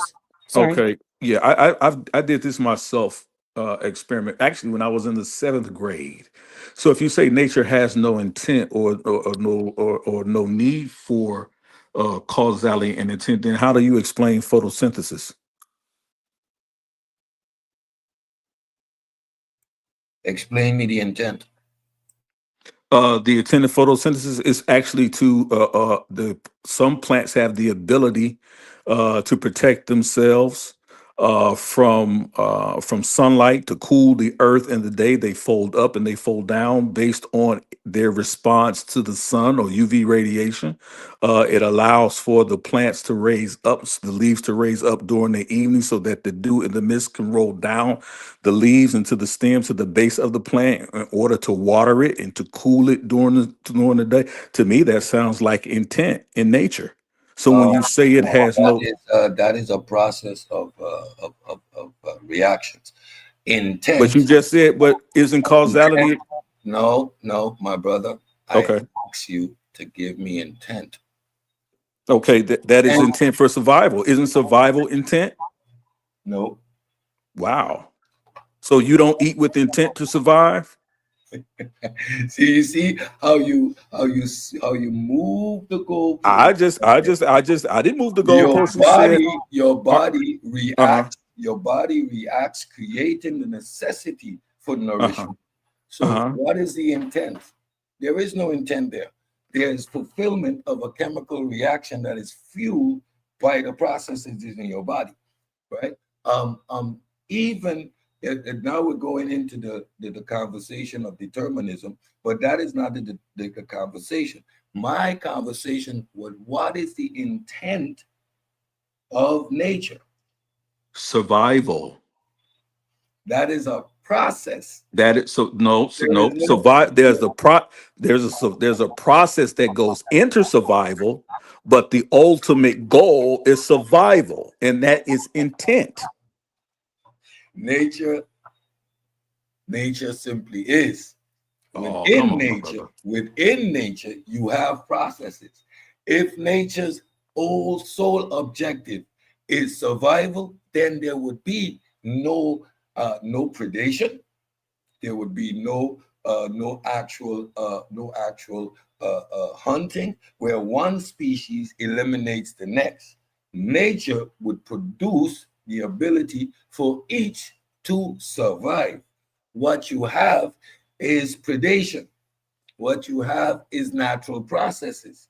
There is no intent from nature there. What is the intent of an amoeba? The Let intent me of let the okay, I'm sorry. Zion. No, you wanna let Zion get in, or you want to No, Zion can just go ahead. hold that? Zion can go ahead. You called him. Yeah, Zion, come on in. What would you like to add to? And whoever you and the sir in the back or ma'am, I can't see you, so I'm not familiar with you. So if you could turn your camera on, I'd be more than happy to add you. Zion, what would you like to add? Thanks for joining. You're muted. You're muted. Come off mute. All right. He's gonna go out, come back in, he said. Okay. All right, then. Meter, did you want to jump in and make a comment about what the brothers are talking about? Yeah. I was Sage hit a point that I was trying to wanted to make. Because when we go to the oceans and things like that, you know, as far as new species and stuff, we only scratch the surface, like 5%, 5% of the oceans, and a little bit more of the land. Because you got the Amazon and all of it have never been. Okay, we're having a little tech difficulty, unfortunately, but I kind of hear what you're saying. Then not too long ago, they just found a new species of orcas. You know, they just found that. No, that's like what They they just reclassified them found. because they understood that they're dealing with distinct species now.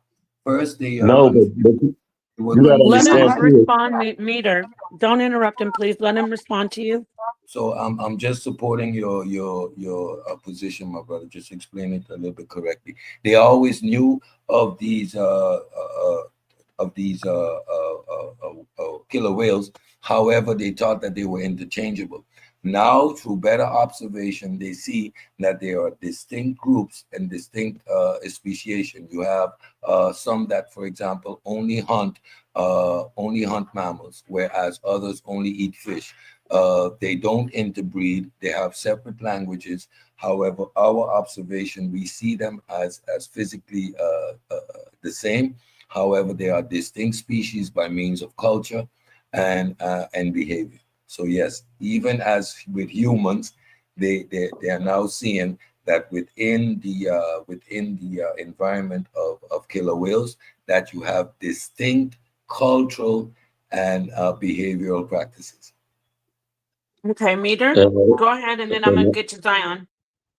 and also, like our rainforest and Amazon, it's like that's uncharted territory, you know, and it's one of those scientists said it's probably thousands, millions of species that never been discovered in those type of environments. And so Yara, I wanted to ask, I don't know if I'm saying the name wrong. It was Yeah, that's right. Tananium. Yeah, It was yeah, God created a creature, Tananium, yes, Tanninim. Am I saying it yes, right? yes. What can you explain it for me? Well, well, well. Actually, so the Tananim comes from initially. It comes from I believe it's called Tanayu, which was a Canaanite deity, right? Among the Canaanite pantheons, right? And it was a serpent deity, right? But also in the Hebrew, the Tanaim also meant serpent, but it also meant chaos. It also was used to describe Moses' staff, as I said before.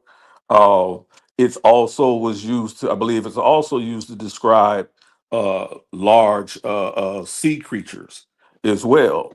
So it's just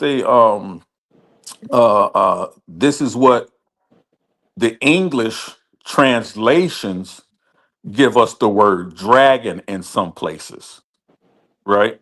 It gives us the word dragon just to talk about a serpent, right? Um, but not necessarily, like I said, these images of these fire breathing dragons that we see in the cartoons. right? It's not given. That's not the imagery. So, but Okay. all the fire breathing creatures that the Bible is talking about is you are you saying that it's speaking on just solely volcanoes? I do know the one scripture in Psalms that you referenced, that's referring to a volcano. That's the imagery that it's using. But I don't know of many other fire breathing creatures described in the Bible. Even in Revelation, it talks about the dragon. We know that's talking about a system. And we know that's talking about a nation, right? We know that's referring, it's a reference to Babylon, right? Um, as in serpent, as in being cunning, as in being deceitful and deceiving many, right? But I don't see too many other references other than the verse in Psalms where it talks about a serpent breathing fire. People often misconstrue that with the scripture in Exodus when it talks about the fiery serpents. It never said a fire breathing serpent. Right. It just says fiery serpents, right? And we know that what they were referring to were snakes that when they were bitten, if you've ever been bitten by a snake, I haven't, but if you study what they talk about how it feels, the poison burns, right? You get this burning sensation, right? If you look up all snake bites, right? Snake bites, right? They tell you that poison gives you this burning feeling, right? So they talk about these fiery serpents. People give again, they take this medieval imagery, like these were like little fire breathing dragons floating around the desert. That's not what it's saying, right? So um, we have to look at it in the terms of reality, not in the imagery that the Bible never gives, right? Because the imagery that we use would only been from the imagery from their time. But most of us, again, we take our imagery from cartoons we were raised on, or comic books, or medieval drawings, or different things like that. A lot of it. So I only know that I don't know many other verses that talk about a fire breathing serpent.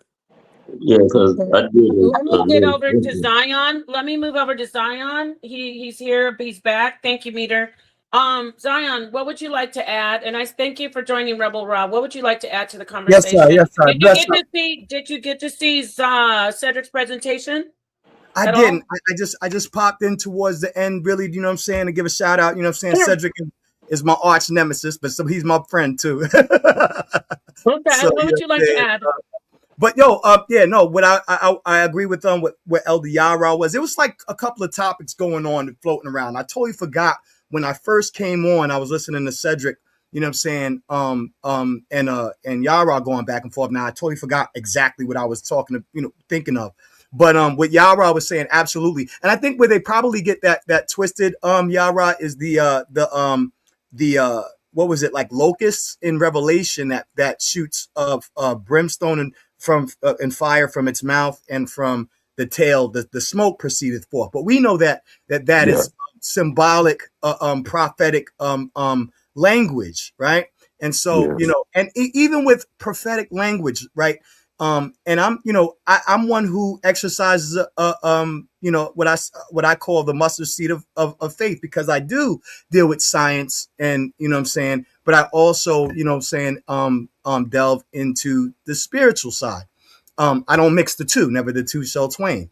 Until, like, for instance, with prophecy, right? I think that sometimes things that are revelatory in the past, in ancient times, actually does have some significance towards the future, right? And even if it's written in this apocalyptic language, right, that has so much symbolism and anthropomorphized images of dragons and beasts and what have you, spitting fire and locusts, you know what I'm saying, armies of what have you, right?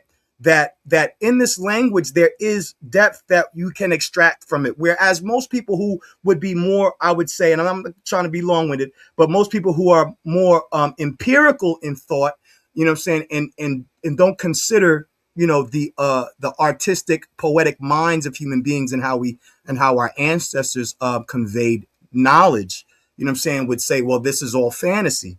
But I think that there's deeper meaning toward it and deeper meaning within it. Like, for instance, I had a dream, and you know what I'm saying? And this is, you could say that this is I'll end with this, that you could say that this is an experiential apologetic. But I had a dream one time when I was in sleepaway camp, not literal. If you're from the streets, you know what sleepaway camp is, right? So I'm in sleepaway camp, and I spoke to my mother on the phone, you know what I'm saying? Got my little time on the phone with my mom, and my mom, I told her, I said, Mom, I had a dream of my Uncle David, you know what I'm saying? And it was a little girl. There was a girl, a child laying at the foot of his bed, you know what I'm saying? And she was at the foot of his bed. Don't you know that a week later he adopted my cousin? And she's a girl. She's, you know what I'm saying? That was years and years ago. She's in the ministry in the whole nine, and you know what I'm saying? And she's family now. You know what I'm saying? That was like over maybe 20 years ago. I had a dream and I saw it, and the way I envisioned it, you know what I'm saying, is not, what we see now, but it still had relevance. And so I would ask, you know what I'm saying, Cedric, how do you explain things like that? I'm sure in your life that you've had some epiphanies or some thoughts or something that came to your head, and then later on you saw it manifest. How would you explain that? Cedric, I don't think he's here. Are you here? How do you explain anecdotal claims? How? No, like a dream. Like you had a dream and all of a sudden later on it happened. How do you explain moments like that? Again, anecdotal. We do that to ourselves. Like, your mind plays tricks on you. And again, how do I substantiate that as factual? Okay, so let's do this. To tie it back to the conversation of dragons and even evolution, how do we, and then I'm going to go to you, Rebel Ra. Let me see what I was about to say. Oh, about dragons. So the thing, when we're talking about the Bible, this is really for people who, my brother, Black Sage, and I don't know, Zion, I'm kind of on, you said you do. Okay. Yeah. No. To some of the scriptures. Okay. Yeah. I don't believe that the Bible is infallible, but I don't lean on inerrancy of scripture, but I do believe that there is depth and meaning in the scriptures. You know what I'm saying? I do. Okay. So let me say this, because we're going to tie this back to the conversation of the Leviathan, and that makes sense, Yara. Everything that you've explained, I've heard it before. When it's explained very well through in a scientific way with all these different creatures that are represented. And Zion, I understand that you're talking about symbolism, but right. So what about the detailed descriptions of those creatures in like the creatures in Isaiah, the angels? Are you saying that those are also not real as well, right? I believe that a lot of things were induced, you know what I'm saying? Like, I think that there was, you know what I'm saying, the use of altering substances, even in the temple. So, visions and stuff were not uncommon to people of ancient, you know what I'm saying? They had a couple of things that were entertaining. We have cell phones nowadays that, you know what I'm saying, we get a brain freaking daggone eruption from just, entertainment. But they had their own forms of art, visual and creative ways of explaining things. And it was no less, I would say that it's real in the sense that there's meaning behind it as we're seeing it. That they saw it probably as literal, you know what I'm saying? But I would say that still, even when they're having these literal imaginations, You know what I'm saying? That there is some depth that can be extracted from it, and some realities that are extracted from them. So Okay, angels thank you. like that, with angels and stuff like that, they saw angels. Uh-huh. I think that angels are principles, and they saw them in their whatever state they was in. I don't see it that way. I think that this is far more in depth than that. Than the anthropomorphizing of it. Okay, thank you, Yara. So what thank you for answering that. You're telling us your position. Yara, what I'm asking basically is there an explanation for everything that's mythical or like the fantastical in the Bible as far as creatures and beings? Is there a logical scientific explanation for all of it? Like the so-called seraphim in Isaiah and in Ezekiel? Oh no, wait, I think it's Daniel as well. Ezekiel, Daniel, Yeah. and Isaiah. Is there a logical scientific explanation for the description of those? I wouldn't. I don't necessarily say a scientific explanation, but I do think that when it comes to like these angelic beings that are described, like seraphims and thrones and different things like that, which are different hierarchies of angels that we specifically read about. I think in the book of Ephesians later on they talk about the hierarchy of angels, uh, seraphims and cherubims and different things of that nature. I think that um, these are man's explanations and visions of what they understand and to believe to be a truth of who their deity is and how he relates to them, right? um I if you ask me, do I think they are real? I think they are real because I do think spirits exist. Do I think that people um on more than the occasions and other occasions that we would see, because some of these beings, if you took the descriptions of them, right, as given in the Bible, most men would stroke out for fear, right? If you saw an entity approach you with 1,000 eyes on one side of his head and another 1,000 eyes and a wheel in the middle of a wheel, I think these things were trying to describe the undescribable power, right? But if you tell me, do I believe angels are real? But I do believe they are. But I believe they come in the form of men. These are men and women who've been given assignments by the Most High to carry out acts of service and protection. Um, we know scientifically that when people are distressed, they can do extraordinary things, right? They can lift weights above lift things that are heavier than their actual physical ability to do so when they're in distress situations. They can run faster, right? You ever seen somebody is slow,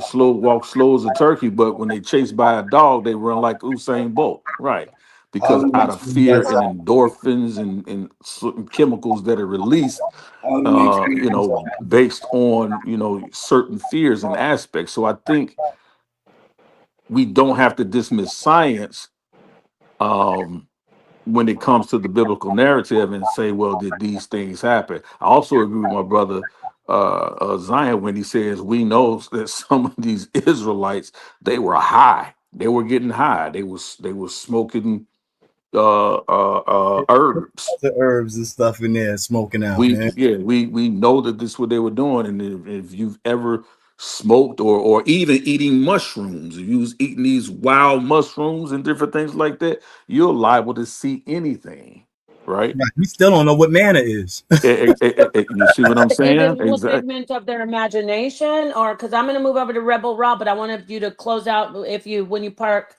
Is Yeah, I Yara, think is it a figment of their imagination, or any of these creatures, or any of these fantastic creatures in the Bible real? when it, like I said, specifically when it comes to angels, like I said, I believe um these are influences of men that are influenced one way or the other. But when you talk about how these angels are described in the heavens, Paul tells you, he says, I don't know if I was dreaming or if I was caught up and taken into the third heavens and I saw all of these things, right? He doesn't know. He said in some way he was in a trance-like state for all he knew. But most times when we read about images of angels in the Bible and interacting with men, they appear to be men. Sometimes that's why the scripture says, "Be careful who you entertain, because or you deal with, because some have entertained angels unaware." How is that? How would you not know if it was an angel unless it looked like you? You see? Right. Oh, I see. So they're manifesting as humans. Okay. What do you? Thank you, y'all. Thank you, Black Sage. Did you want to say something? I'm going to move on to Rebel Ra. Cedric, I don't know if you want to respond really quickly, but maybe you want, because I know Rebel Ra's he's gonna come in with his logic and science. Let me just get to Rebel Ra. Rebel Ra. Yeah, go ahead, because And I saw sa.neter in the chat. By the way, sa.neter was in the chat. I don't know if y'all saw him. He's watching when something about Yara triggers him. He said, I see I have a lot to clean up with this spooky SHIT. I was just going to interject the word spooky, because all that Come in here, son, and I'm gonna Yara beat was you up doing with the was a Holy little Ghost. too much. Okay, I'm gonna let me Rastafari. let Rebel Ra go ahead, and then I'll get to you, Cedric. Hey, peace to you, Rasta brother. Peace Hey, to you, blessed, man. blessed. Yes, Yes. brother. Give thanks, everyone on the panel. And you don't know Cedric, you do your thing. Napar, blessed. And the one Peace. called Sage, you don't know. Blessed, yes. But Sage, you try push back on Cedric talking about intent. We got to always put the word into definition. You know what I'm saying? If the world was working with intention, then it would be purposely doing things. You know what I'm saying? With a reason, with a result ending. You know what I'm saying? The earth works off more like Cedric was saying, cause and effect. You know what I'm saying to you? The dew that falls and all of that stuff, it's really not doing with an intent. You know what I'm saying? It's just reactions and laws, and you know what I'm saying? And that same thing with the dragon. We need to always take into account too that the Anglo-Saxons, they are big on dragons too. The people from Wales, the people from England and so forth, you know, St. George's that slayed the dragon. But these people didn't think he literally slayed a physical dragon, but in their myths and in their ideology, it was overcoming certain, how would you call it, you know, hardship and so forth. You know what I'm saying? You're slaying that demon, so to speak. And so it wasn't like, no, I hear in Yara and I respect you on your level, Yara, but sometimes you have to put the Bible down, and it's not everything somebody say. We got to try to puzzle fit it into the Bible, because then it just starts sounding like, whoa, somebody taking us on a ghost ride, you know. So, but the whole fact with the dragons in China compared to the West, in China now it's more on a deification level. You know what I'm saying? So it's not that evil sense where we take it on the West. Cause you know, in the West we always take something and twist the whole kind of foundation of it. So in the West we put the dragon as something evil, but you know, you see some of the cartoons also showing you that dragons also storing a lot of treasures, diamonds, and you know what I'm saying, dimes and all of that stuff. Too, they will also look at, you know, creatures in caves that had a lot of diamonds and stole a lot of precious things. So if we go in on the historical part of it, that's what these people think. If we go in on some kind of this is what the Bible say and this is what we think, then we just ride in what you call it, a joyride, and we just saying what we think. But I will leave it there and give thanks. Blessed love. Okay, let me respond to all the Yeah, can I respond if angels. nobody else wants to go? I think Yeah, Cedric, you I'm talking. muted. I'm going. I'm going. I'm going to respond. on stage. Oh Can you yeah, hear me? yeah, brother. I appreciate what you said, but I don't really think you was listening to what I said, because when I said a lot of imagery misconceptions that is taken about dragons Yara, and things in the Bible. Yeah, can you can you hear hear us? me? Can you hear Yeah, I me? can hear you. I think you have a delay, I have a delay. possibly because Cedric was talking and I don't think you could hear him. Oh no, I couldn't. I couldn't hear him at all. I'll Yeah, go out and come back in. I wanted to respond Yeah, come back. to the all the angel diatribe that was just taking place. This is where epistemology comes into account. What empirical evidence do we have to corroborate such entities ever existing? Now, if we look at human imagination again, leprechauns, dragons, mermaids, fairies, pixies, we have established evidence of human imagination creating and producing these creatures. I talked about the Cyclops. I talked about the Centurion, right? These are all mythical creatures that we understand comes out of the mind of human beings. Now we look at the accounts of angels, right? And when you apply a proper epistemology to this question, you are going to reach to the same conclusion.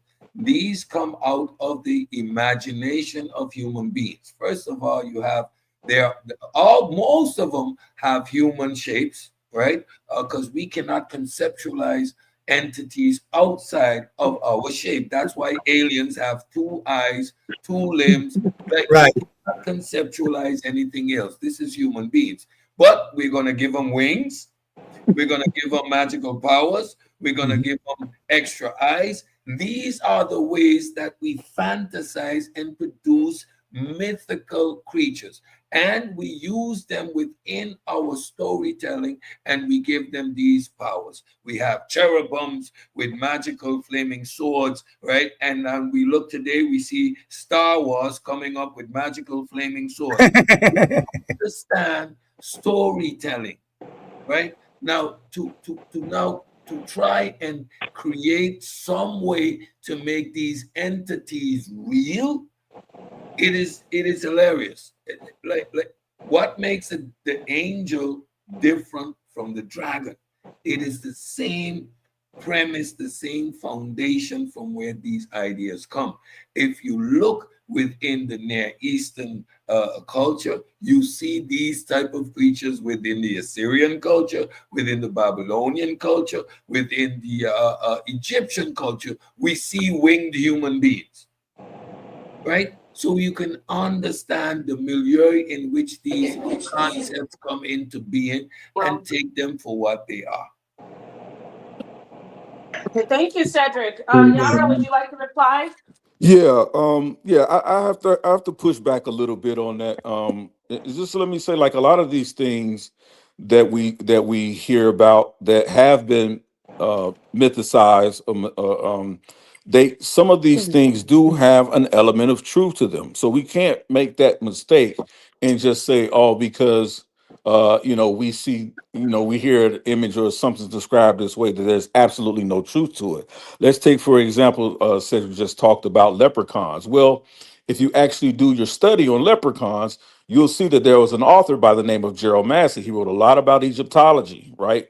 Gerald Massey will tell you that he's the one, I believe, who coined the term leprechaun, right? But he was writing, if you read his work, about an actual tribe of Africanoid peoples that later on got mythologized as hobbits or different things like that.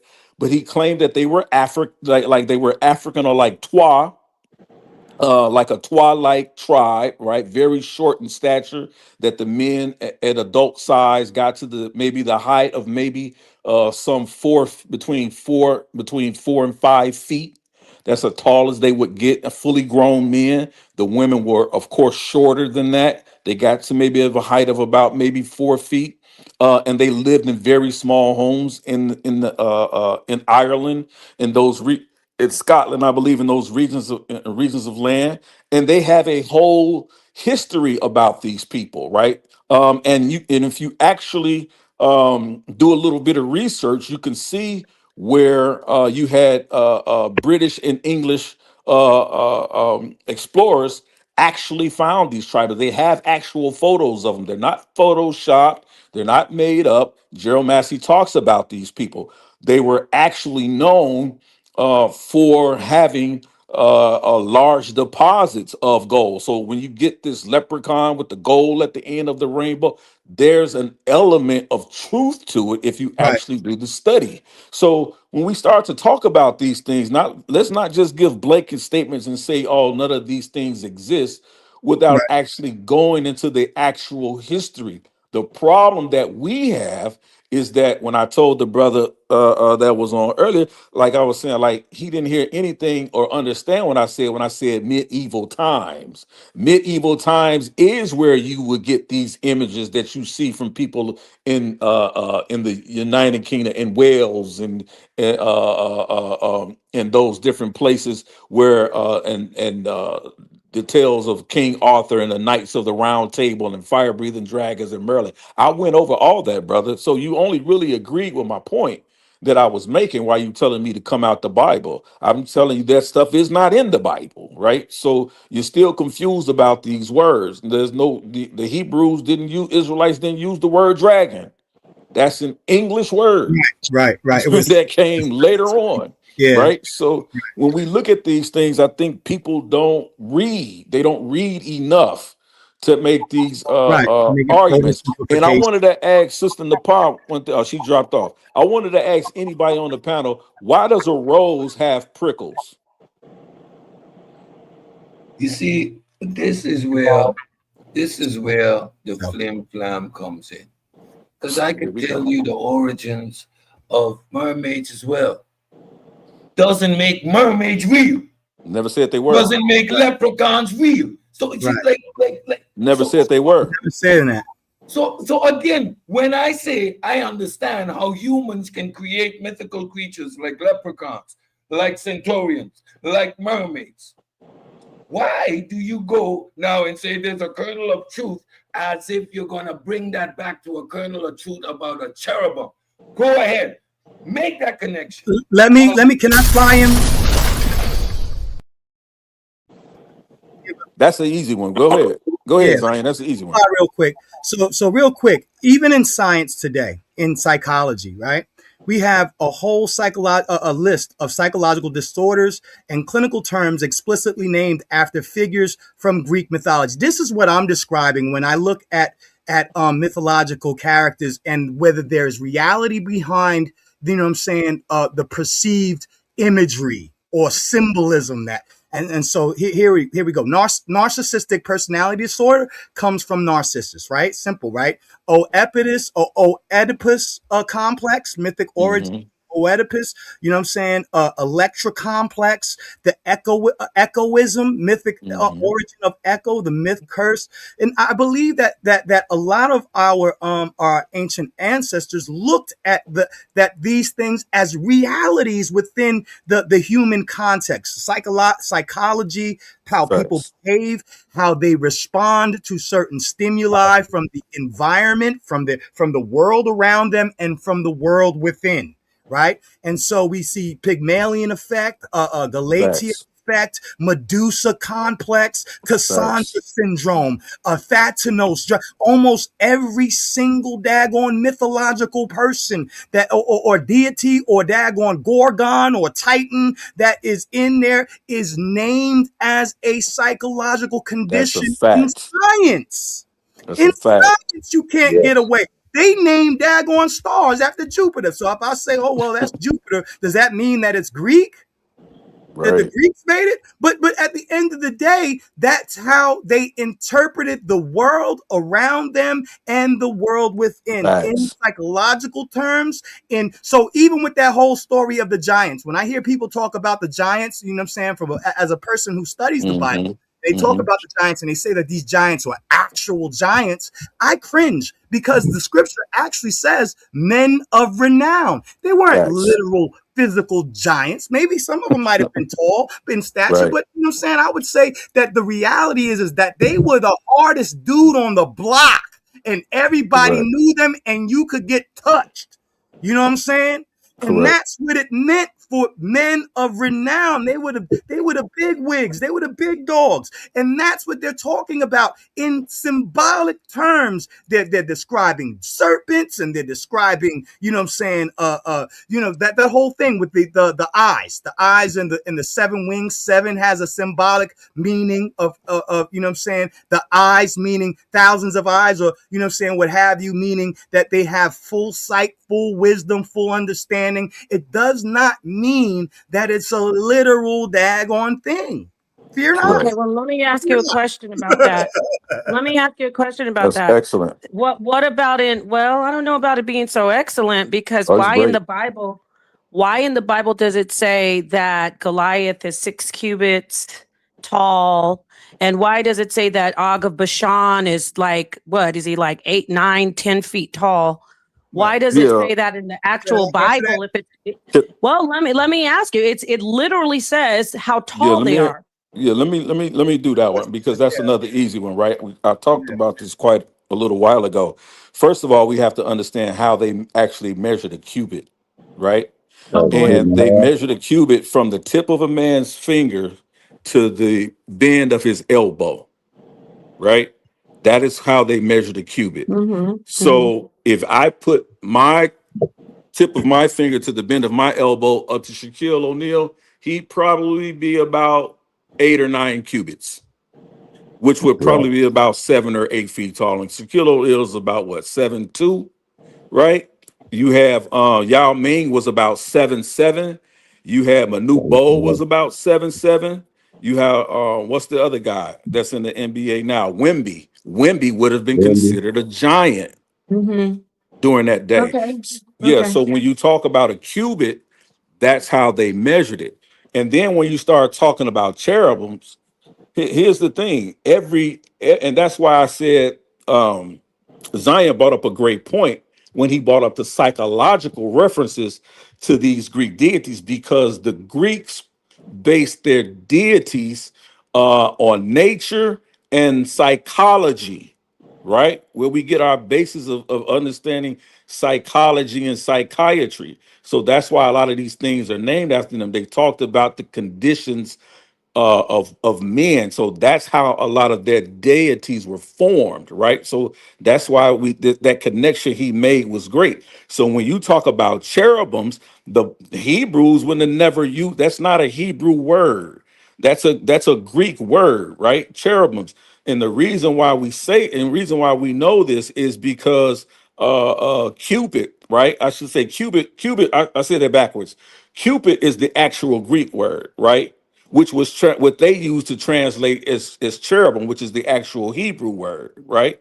So, but they give us this sort of look from Greek and Roman mythology of a little baby with wings, right?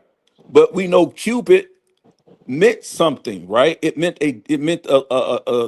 love between, or the innocent love of a child, like you would have, like the innocent love of a child. Then you had eros love, which was different. Then you had agape love, which was different. But they all was symbolized by these baby looking little things that people called angels. So, but we know that these were things of the mind that they're referring to. Every pantheon deals with some type of psychological rendering, right? Yes. With their deities. So we know this. If you want to talk about really Cupid and going back to cherubims, you got to go all the way back, and somebody gonna like this and somebody ain't. You got to go all the way back to the imagery. You got to go all the way back to ancient Kemet and look on the walls and the hieroglyphs, look on the sarcophagus, on the sarcophagi, and you'll see images, winged images of deities, right? We see these same things on the Ark of the Covenant, these winged, these winged deities. Those things didn't begin in the Bible, but they had symbolic meaning to them, right? So nobody's saying that these things were walking around real with wings. Like, we're telling you that people understood these things and these images to explain a truth. Right. Okay, well, all right. Are you, I don't want to No, stop I'm you. done. Are you done? Yeah, I'm Okay, done. thank Thank you. you. And yeah, that sounds good. What I'm doing too, and I'm going to bring Cedric and I think Rebel Raw still here and Meter in, especially Cedric and Rebel Raw. I personally, which people know, I subscribe to the scriptures. I do, see, I agree with Yara a lot about the animals and the the scientific explanation for a lot of animals. But what I'm seeing though is that there are Bible believers who try to, and I've been accused of this as well, try to say everything in the Bible. Let me explain it with science and what we see in the natural world. And that's where I do want to give some pushback and say, that particular explanation about Shaquille O'Neal would probably work if we don't have in Numbers. And I'm also going to get to Cupid. That was I think a Roman god, a child of Eros, and it didn't mean innocence. It meant like desire and kind of like lust. But that's not even the most important part. The part that I want to show is the Bible, where we have people just trying to say, no, it's not really giants. The Bible didn't mean that. But again, there's so much in the Bible explicitly saying, no, we're talking about giants. Because here in Numbers chapter 13, verse 33, it says, and Caleb stilled the people before Moses and said, let us go up and once and possess it. Talking about this land of these people. Now, let me get down to 33. 32. So they came back, they brought a report up, and it was an evil report of the land which they had visited, right? And that they had searched unto the children of Israel. They said, the land through which we have gone to search it is a land that eateth up the inhabitants thereof. And all the people that we saw, those men are of great stature. He's saying they were very tall. He said, there we saw them like giants, the sons of Anak, which come of the giants. So there was Anak known that these are very, very tall, gigantic in stature, height men. It says we were in our own sight as grasshoppers. And so we were in their sight. So he's not just saying, they were a couple feet taller than us. They're saying they were so much taller than us. We were like grasshoppers. And see, what you'll do is say, oh, no, let me explain the symbolic. That's symbolic and the symbolism. This is the problem. You can't just keep on trying to stand alongside Cedric and Rebel Ra with everything in the Bible, because this is supposed to be literal. But there's things that people do when they do believe in the scriptures. They know, because you're extremely intelligent, Yara, you're extremely intelligent, Zion. You want to say, I don't want to look ridiculous and ignorant.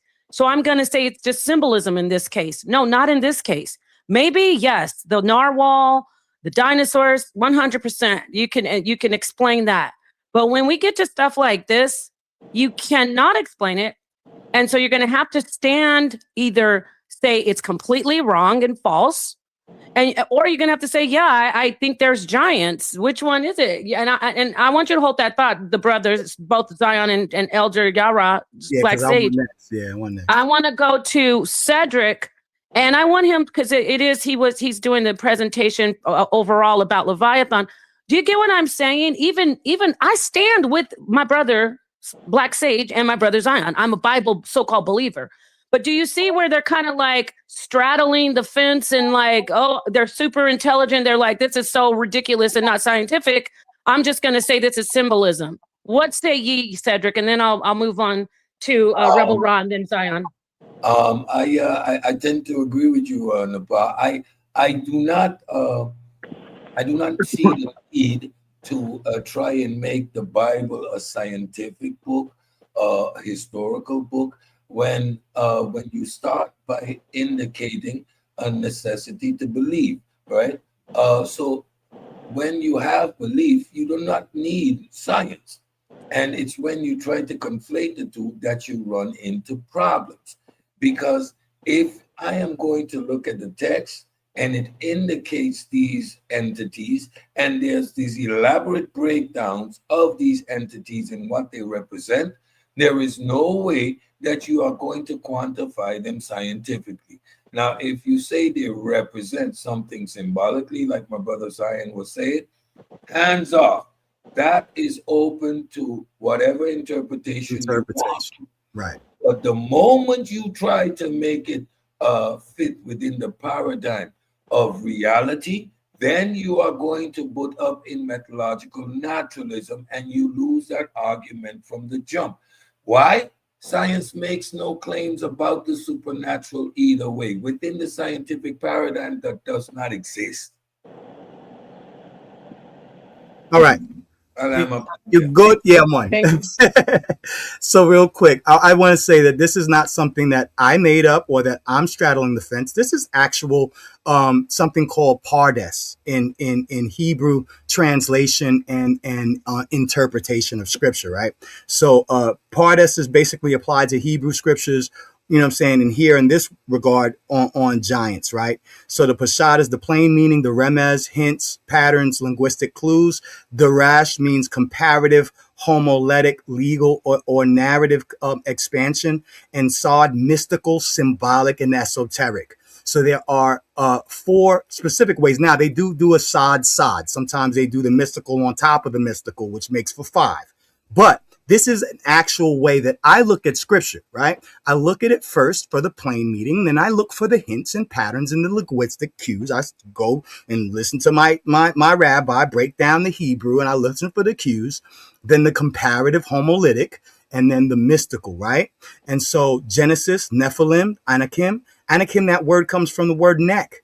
And it was talking about people who were in the remez. If I go to the Peshat is the literal, right? And sometimes the literal, you know what I'm saying, sounds like it's the literal thing, right? So the spies report Anakim, descendants of Nephilim. They describe themselves as grasshoppers in comparison to the so moving on, remez, hints, linguistic cues. Here, fallen ones, those who call others to fall. Wait, hold on. I thought we were talking about giants here. Those who, Nephilim, those who fell from heaven, right? Or angelic interpretation. The Anakim root, you know what I'm saying?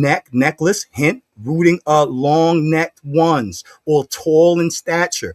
Those who wear ornaments, elite warrior class. So like I was saying, sometimes it don't mean what we think off the surface. I don't just look at things from a black and white. I try to find the layers that are within them, because our ancestors were very daggone, they were layered. They were unique, and they were not simple-minded. Okay, so in the ways that they interpreted things, regardless of whether you want to take it literal, I wouldn't take everything so literal, but there is a literal meaning behind it. Now, Cedric said that the Bible is not a historical book. It is a historical book. It is not a history book. You know what I'm saying? Let's be clear about that. You know what I mean? It's an historical book that is throughout history. You know what I'm saying? Not just for the fact that it's the most freaking daggone highest selling book in the world for how many years. You know what I'm saying? But so boom. So the Sod is the mystical esoteric linked to the Watchers in Enoch 1, represents spiritual beings crossing forbidden boundaries, symbolize cosmic disorder. Oh, cosmic disorder. Then we have a discussion with Anquest about cosmic disorder. And the Kabbalah, the representative residual energies of pre-Adamic worlds, the Shivarat, Hakalim and the shattering of the vessels. Do you think that this is literal talk? Then and I'm not. That's Kabbalah. All I'm Yeah, saying that's is, that's the all I'm Kabbalah. saying is, But we're I didn't talking make about the this up. Bible. I'm not straddling the fence if all of the rabbis are using this form of breaking down scripture. That's all Okay, I'm well, thank you. Let me let Yara get in here and reply to what I had presented. Go ahead, Yara. Yeah, I mean, for first of all, I don't think Cedric or I ever said that these things were what term did you say we were calling it? How did we take it? That we were taking it as what symbolic. I never said that these things were symbolic to the degree when we talked about how you measure a cubit. That's factual. Mm-hmm. That's not symbolic. And What about this so particular scripture in so Numbers that particular 33? yeah, Numbers 33, you actually have to do more study, and it's not really that difficult. Like, so let's give it to I don't this, have to do right? more studying. I just want you to Hold give us on, your perspective. hold on. Actually, you do have to do more studying, No, because I if you actually don't. believe, hold No, I on, if don't. you believe, hold on, if you believe that these were giants, like you No, I read, don't believe it. No, like I if don't you believe it, believe, Yara. I'm reading the scripture. I don't okay, believe so let me anything. give. Okay, thank you. I'm glad you finally This admitted. this So isn't when you no said, no. I'm saying you always say I'm so admitted. Yara, so well, the thing about you, I need you to hold on. Let me just keep man, some I order here. can't The finish, thing about yo. you, I'm gonna hand the mic back to you. I know the thing about you is you have taken the scriptures just like everybody else and interpret it the way you want. So you on your journey, you don't think that there could possibly be men who are 10 feet tall. I never So said since that. I you never said that. are there 10 feet? Were there 10 feet tall men? Yeah, absolutely. Okay, then why are you talking about? Or So, it could be but like how? But Shaquille see, when you, O'Neal. but how? What would you? I just said, Shaquille, you had men that were 8 feet tall. I said that Yeah, but they said they were today, like living grasshoppers. today. Just talk about that scripture. If you're five Talk about that feet, scripture. if you're 5 feet, and you got someone as tall as the ceiling in your home, how would the English describe it? Because that's what you're reading. You're reading the English word giant. So he's saying, Zion said, pretty much it's just symbolism. They're not And really as tall as they are saying they That's are. what They were just rabbinical scholars say. That's not just me. yeah, no, that's not. No, you actually read something that said John. You actually read something that that said tall in stature, and you just acted like you this is didn't say easy. I that. mean, that's fine though. But this Really is mean easy to daggone 16 feet tall. How do you right. know? Wait, watch this. Because I have the Wait, watch Bible this, says as everybody. Let where me much. say in this, history where you we found guys. any bones like that. Yeah, Zion, you already talked. Let me say this. He said tall in stature. The scripture explains tall in stature and how tall. We were like grasshoppers. There's actually comparisons in there. So it's not about what I believe. The person who's corroborating what you're saying, Zion. He's agreeing. He presented something that said it means they are tall in stature. Now, see, you're running it through your schema. Oh, there's no one that could be as tall as a giant. So because my schema says that it must, when they're saying tall in stature, they must mean like no taller than Shaquille O'Neal. No, it's saying that they are giants. Okay, So let's stop you right. Let's stop you, Nepal. Wait a minute. Hey, we can't all talk. I'm gonna hand the mic back to you.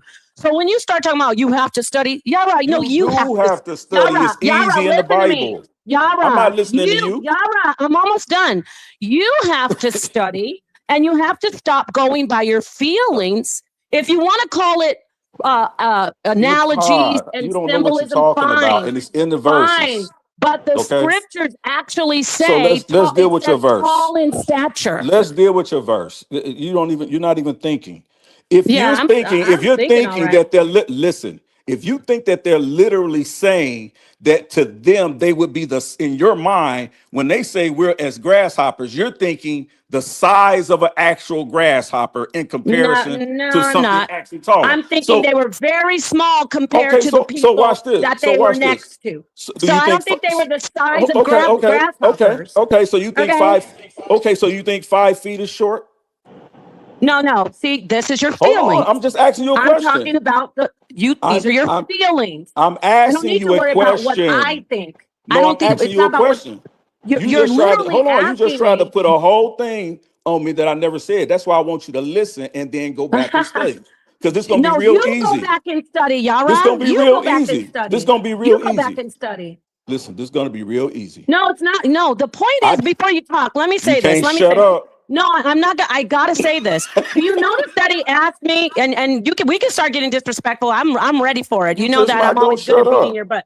So It's no, I don't real have easy. to shut up. You're disrespectful. You're rude and you're nasty because Okay, you're we cut. know that. So Look, answer this my is the thing, question. Yara. I just want you to mute out for 1 second. This is the thing. Did you notice what he said? When he asked me, I'm looking at the actual text.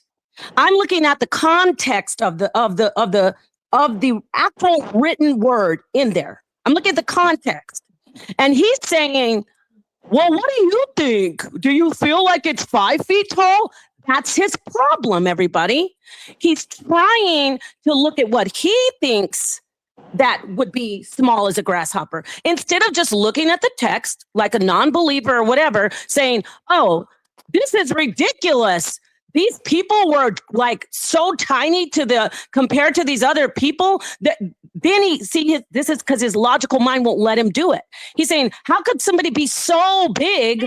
There's no such thing as that. So then he starts saying, well, what do you think it is? Were they 5 feet tall? I don't need to worry about what I think. The text says that they were so big that they felt like they were grasshoppers to them. Now, I don't think they were literally the size of grasshoppers, but they were so small to these guys who are referred to in other parts of the Bible as giants as well. Goliath, they were referred to as giants in Genesis chapter 6. So I'm in this part of the Bible, and here these guys again, here are the same guys who are called giants all over the Bible. These guys are like, we're so damn scared of them. We're like grasshoppers to these dudes. But you're like, oh, they were just a little bit taller. What do you think? Oh, they were 5 feet compared to 8 feet? No, I think just like the Bible says, they were giants literally to these people. Now, you can come in and explain with what you've been doing. No, I want to hand it back to him because I took it. Because he's always like, you got to. She's not gonna ever shut up. I'm not gonna. No, because I want people to see what you're doing. What you do, Yara, is you get disrespectful. Yara, you get disrespectful. You get disrespectful. Okay, all you had to do was just let me finish. Yara, this is the problem. You're a believer and you want to seem like you're not. You're a believer and you don't want to just say, oh, this is ridiculous in the Bible. No, I'm a believer in the Bible. I just know how to believe it. You want to sit with somebody like a scientist. No, I know how to believe it. You just don't know how to believe it. This is the thing, Yara. Go ahead and explain it with your feelings. Jesus Christ.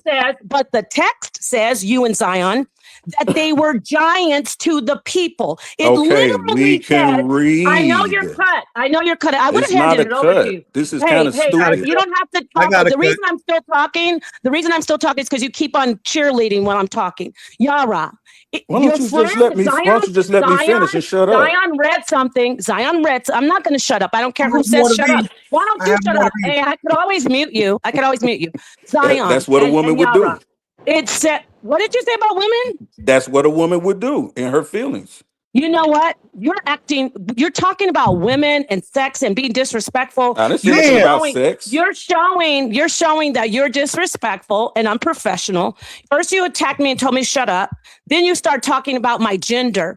This shows that you're not on a scholarly level that you pretend to be, saying go do more research. How would you know? You go right into you go right into talking about people's gender, talking about people in a disparaging way, telling people to shut up. Let me say this again, Yara.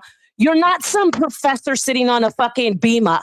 You are a believer. And when it comes to shit that you don't understand, when it comes to stuff that you don't understand, and you'll look silly agreeing with it, you want to come in and say people need to do more research. Why don't you explain to us why it literally says tall in stature?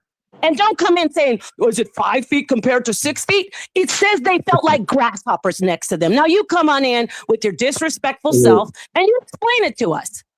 No, Paul, can I add something to that? Hold on before somebody starts running. I need them to come in and try to pretend that you're actually scholarly without getting personal. So Nepal, I told you don't study, and all you gotta do is study. If you go to Deuteronomy chapter 3, verse 11. Deuteronomy? It tells Did you say Deuteronomy or Deuteronomy? What did you say? if you Deuteronomy. heard what Right? if you heard what I said, all you got to do is go to Deuteronomy chapter 3, verse 11, and it's going to tell you the size of the king of Bashan, whose name was Og, right? He was the leader of the king of the Anakim, and it tells you what his bed size was. His bed size was about 9 cubits, which is about 13 feet. That doesn't mean he was 13 feet tall. That just says he had a large bed. Can you So when get it to talks, Numbers 33 no, already? listen to what I'm telling you. That is the king of the Yeah. giants. Okay. Can you go Do to you Numbers understand that? 33? Listen No, to what I'm telling he's you. the king of the Anunnaki or the Anak are not the same land as king of Bashan. That's not even the same land. See, I know the scripture. You're pretending. I don't want to have to show you that you don't know what you're talking about again. That's a whole different land when they wanted to cross through. I'm talking about Numbers 33 when they went to spy out the land. Tell us why they're saying they're so tall that they're terrified to fight them. And these are fierce warriors, by the way. See, the context is that these Israelite guys are such fierce warriors. But when they went over there to look at these guys, they said, there's no way in hell we're going to fight them. They're giants. We're like grasshoppers to these guys. Okay, so tell us why, when Zion pulled it, he said it's literally tall in stature, and tell us how you're going to explain that away to us. I wasn't done. You only heard one part. Go ahead, Yara. You only heard Yara. the shot. You Yeah, didn't like hear the whole entire. Go ahead, Yara. Go ahead, Don't do Yara. that. That's misunderstanding. No, what I said. you're not. You're talking out of turn, Zion. But I haven't. But you yeah, just. Zion. Go ahead. Let's hear Yara. First of all, let me correct you again. First of all, are you getting Numbers 33? First of all, Og was No. the king of the Anakim. No, I'm saying it's a different land. It's a different land. Before you go in, different land. I need to check out. Let me let you. Sorry, you want to close out because it's just at the end of the day. I'm gonna let Cedric close out. Cedric came in and showed science, and again, like I said, I subscribe to a lot of the Bible. He showed science. He said, "No, cut and dry. This is not right. It's mythological." He didn't even start talking about anything else. But Yara came in and tried to agree with them. But Yara's a Bible believer. I am a Bible believer. I just know how to believe it. Believer, Yara, I know how to believe it. I'm gonna let him close out. I know. I'm gonna let him close out. I don't. First off, you don't even know if I wait. Hold on, Cedric. You don't know if I believe in that story. Let him close. I don't care what you believe. I don't. You don't know. You don't know if I believe in that story, Yara. I didn't say I believe in it or if I don't. I could or could not. The point is, everything that comes up tonight, you're being so soft and noodle back with Cedric. You're not even standing on your square. You're like, oh, I believe it too, Cedric. I don't. Where's your pushback? You're such a Bible apologist, but everything that comes up, you have a scientific answer for it. I'm looking for some fire from some of you. That's the real problem with me. So go ahead, Cedric. I'll let you close out, and then I'll let them get back in here. Thanks for doing your presentation. I appreciate the opportunity. Yes, I'm always listening. I'm always in the chat, and I heard the discussion and how it digressed into whether dragons were real or not. So I appreciate the opportunity to come and clear that up.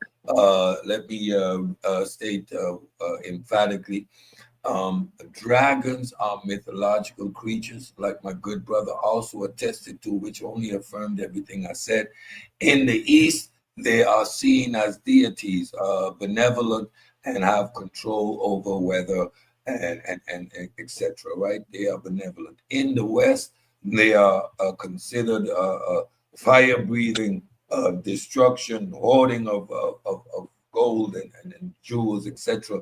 And very symbolic of a time in when the authorities or the powers to be suppress the rest of the population. They have a root in mythology and in folklore, but they do not have a foundation in science, in history, or in anything that has to do with nature. Dinosaurs are real. Dragons are mythological. With that, thank you and good night. Thank you so much, Cedric. We'll see you again soon. All right. So thank you for the presentation. You guys, please go check Cedric out in all the debate circuits. But this is the toughest environment to be in. And this is the premier debate coliseum. So Cedric will be coming over here. Maybe someday you'll get some smoke. It doesn't look like you're getting any smoke tonight. So have a great evening, Cedric. We'll see you later. Pseudo killers. Cedric just came in. Now back to, I'm going to hand this back over here to, Can I say something real quick? how am I, you're going to get banned. Nobody's a hater. I don't give a I'm damn not about talking to this you. platform. I'm not talking to you. You better not be talking to me. I'm talking to somebody in the chat. Can you Okay, relax? make it clear. I'm talking to somebody talking about Nepal's a hater. So why would I say you're going to get banned? Oh, Calm you better down. not. All right. Get it Oh together. my God. You always do this. It's weird. I don't know why you always. Okay. Go ahead and Can I explain say real without quick? saying anything about me. Explain Numbers 33, please. Okay, Yara. Numbers 33 again is only talking about the giants who they're referring to as the children of Anakim. The way that we know what size they were or what size they could be is that it gives us a dimension of how tall these people would have been, right? And that goes back to Deuteronomy chapter 3, verse 11, when it tells us the size of the bed of the king of Bashan, which was the king of the Anakim, the same giants that are being referred to in the verse that you read, Nepal. And it tells us that his bed was 9 cubits and something and a little bit over there, something like that, which is about 12 or 13 feet. So long. So we know that these aren't talking about giants the size of buildings or the giants the size of trees and different things like that. It's not talking about that. We know there are people, that are tribes that exist in Africa where people have been measured to be 9, almost 10 feet tall. We have pictures of these people. So if you want to say, looking at the Bible scripture, oh yeah, they said they were tall in stature and we were like grasshoppers. Would you think they were like 3 feet tall? No, these people were like maybe 5 feet, 5.5 feet, the average size of a man, 5.5 feet, 5'6". Maybe some of them could have been 6 feet. These Israelites would have been, but they were looking at people who were 10, 11, maybe even 13 feet tall, possibly. But that's about it. We're not talking about these mythical medieval giants that people, that these English words have been taken and given us imagery for that did not exist in the book. And we don't have to guess in it. And why would I push back against the truth? If Cedric is telling the truth, I'm going to agree with it. Whether you think the Bible or not is giving us something mythological when I'm telling you that it is not. That's why I say I am a believer in the Bible. I just know how to believe it. Okay, thank you. Zion, did you want to respond? Yeah, I want to go on one closing rant. If you're talking apologies, all I see is your thing moving. If you don't mind. Oh, you can't hear me. Can you hear me, Zion? I can hear you. I think Yara can't You can hear hear me, us. Cedric? Can you hear me, Yara? Yeah, I can hear left you. already. I can hear Nepal. You can't hear her? Nope. Okay. No, I can hear her. Okay. Oh, well, that might be on your end. You could hear me earlier. I can hear it all. I'm gonna go out. All right. Okay. So go ahead, Zion. All right, so let me fly real quick. So once again, you know what I'm saying, I brought forth what PARDES is, and that this is a practice. PARDES is basically a acronym for 4 or 5, you know what I'm saying, different ways of interpreting scripture. And this is the common, you know what I'm saying, theological thinking when anybody reads scripture. Now, the one that I brought forth that Sister Nepal is speaking of, you know what I'm saying, is the Peshat. Peshat is the plain surface meaning, right?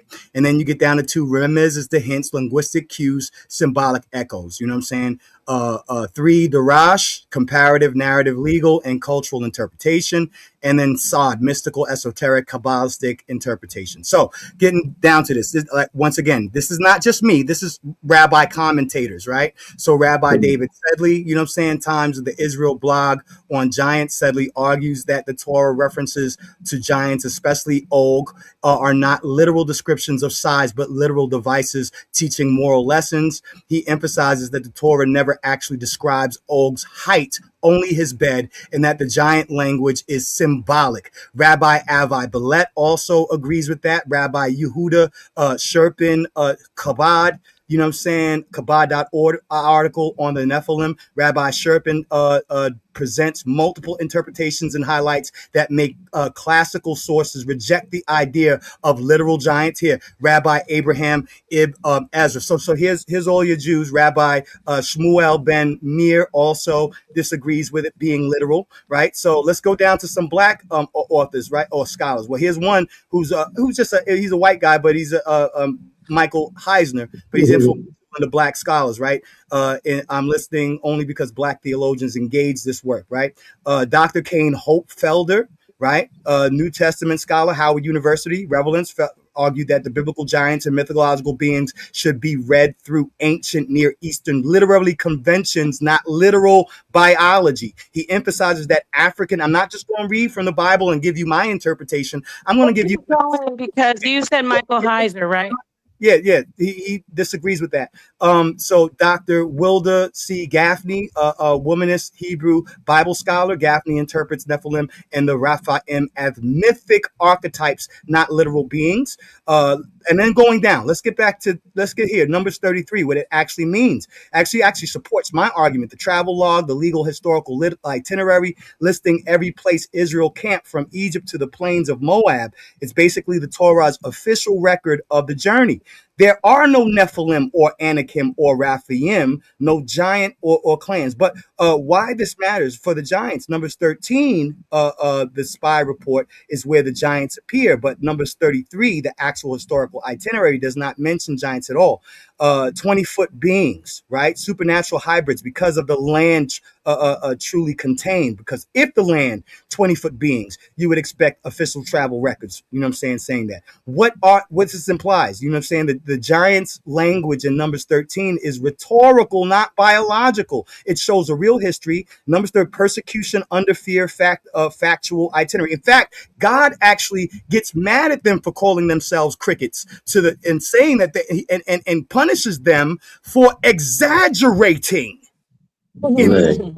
So let's not exaggerate. This is why I don't want to exaggerate. I want to read it from all angles, and I'm going to look at how the biblical theologians look at scriptural texts. I'm not just coming off of the top of my head and saying, well, I don't want to argue with the science man. You know what I'm saying? No, this is how the rabbis are doing it. This is how black theologians are doing it. And they're saying that it's not little. So that's what I'm going to rock with them. You know what I'm saying? I'm going to source up and shut up. Yeah. Okay. Loud doesn't make you right. Are you done? The sources. Okay. Let me let everybody see all of that. He said Rephaim. Remember, he brought up you referenced the Rephaim, right? You keep saying the Jewish rabbis. You keep on referencing the Rephaim, correct? I named them though. Yeah. You didn't I didn't name them all either. That's not even all of them. I'd have been Sir.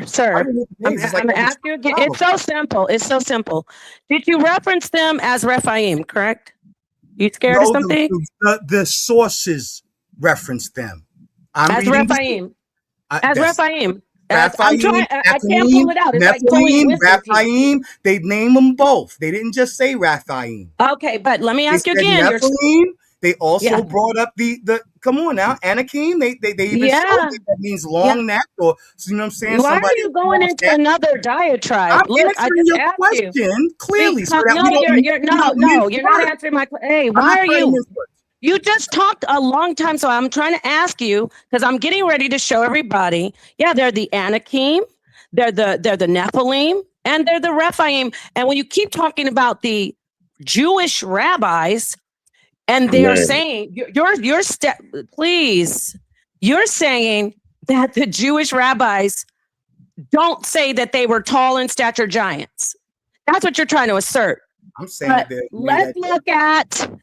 let's look at some information. That's all we got to do. You know, you rambled off. You didn't really get sources. You said you rambled off of some commentary. I'm going to show. First off, we can go to the Jewish this particular right here, Jewish Virtual Library. You know, people like to go to Google.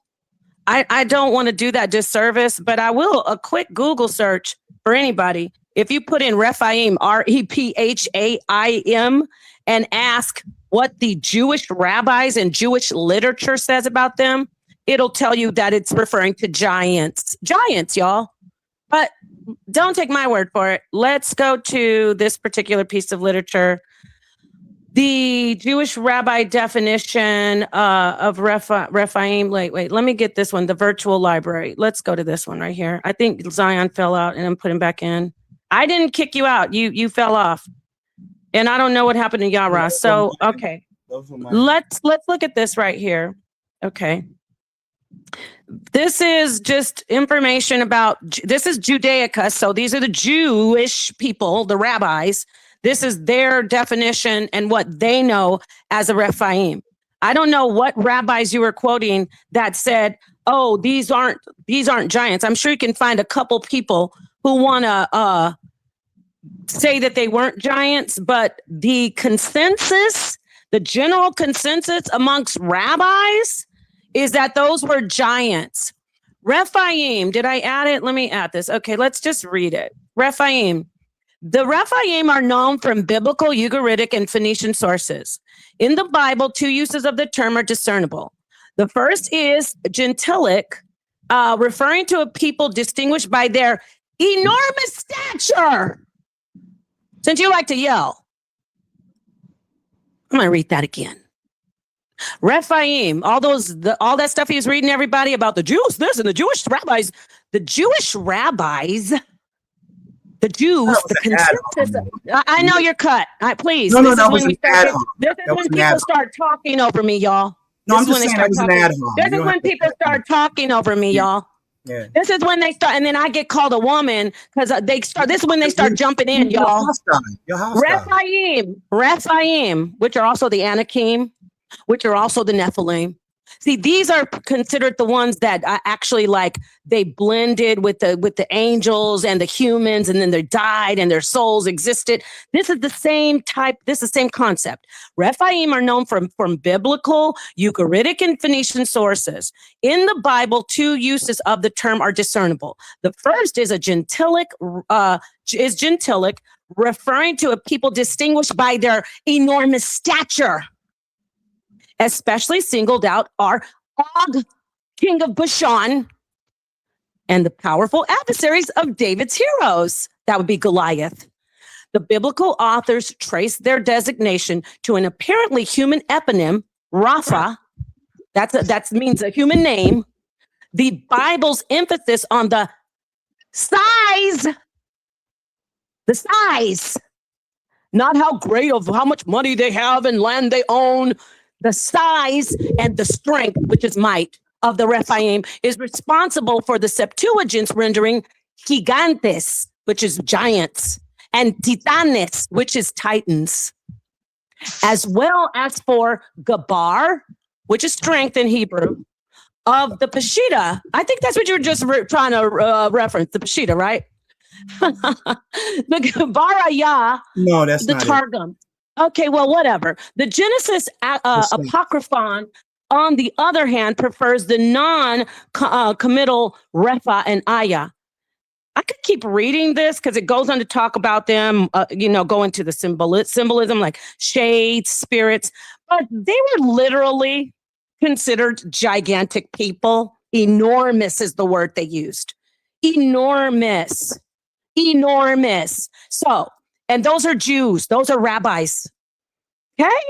Now, we're trying to be real smart, but we're looking silly. I'm going to let you respond to that. I'm going to let you talk to us why you said Jewish people don't say that they are giants, but we clearly see that the rabbis, the consensus, not some fringe guy that's trying to stand and walk the line and do the tightrope act like you and Yara are. The consensus of the Jewish rabbis say that they were giants. Go ahead. Go ahead. You're drowning. Here's a life. I'm going to throw you a lifesaver. Grab it. See if you can swim back to the shore. Mm-hmm. Go ahead, Zion. Yeah. Go ahead, Zion. Yeah, that was great. You know what I'm saying? I like the puffery. Obed's bed, Deuteronomy 3, you know what I'm saying, 13. You're not going to address anything that I just No, said. I'm going to read. Right? I'm going to read sources because this is no. I don't care if people say that I interrupt. I'm going to interrupt. You know why, y'all? Because what we're going to do when I said stand on it, so I can't read the sources? I just showed you conflicting information of all that stuff you read. That doesn't matter. I want you to address it. No, it does matter. I am going to address it. I'm going to address it. Hold on. Don't unmute. Wow.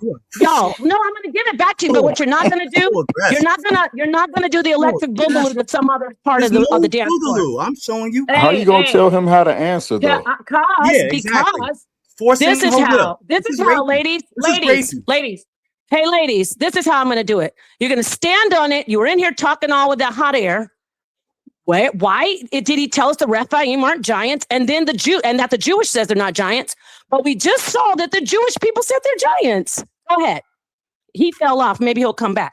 He just said a bunch of stuff to us about how the Jewish guys said they're not giants and they're not this. And Aga Bashan, it talked about Goliath in the Judaica definition. It talked about David and Goliath. It talked about Aga Bashan. They're giants. It says enormous stature. It didn't say symbolically. Go ahead. When he'll come back. No, Pa. We know that the text is rendered giants, but you're simply because it says giants or enormous stature doesn't mean that these were mythical giants that we see in medieval times and 3, 5, 4 from here, Jack and the Beanstalk giants. It doesn't give us that.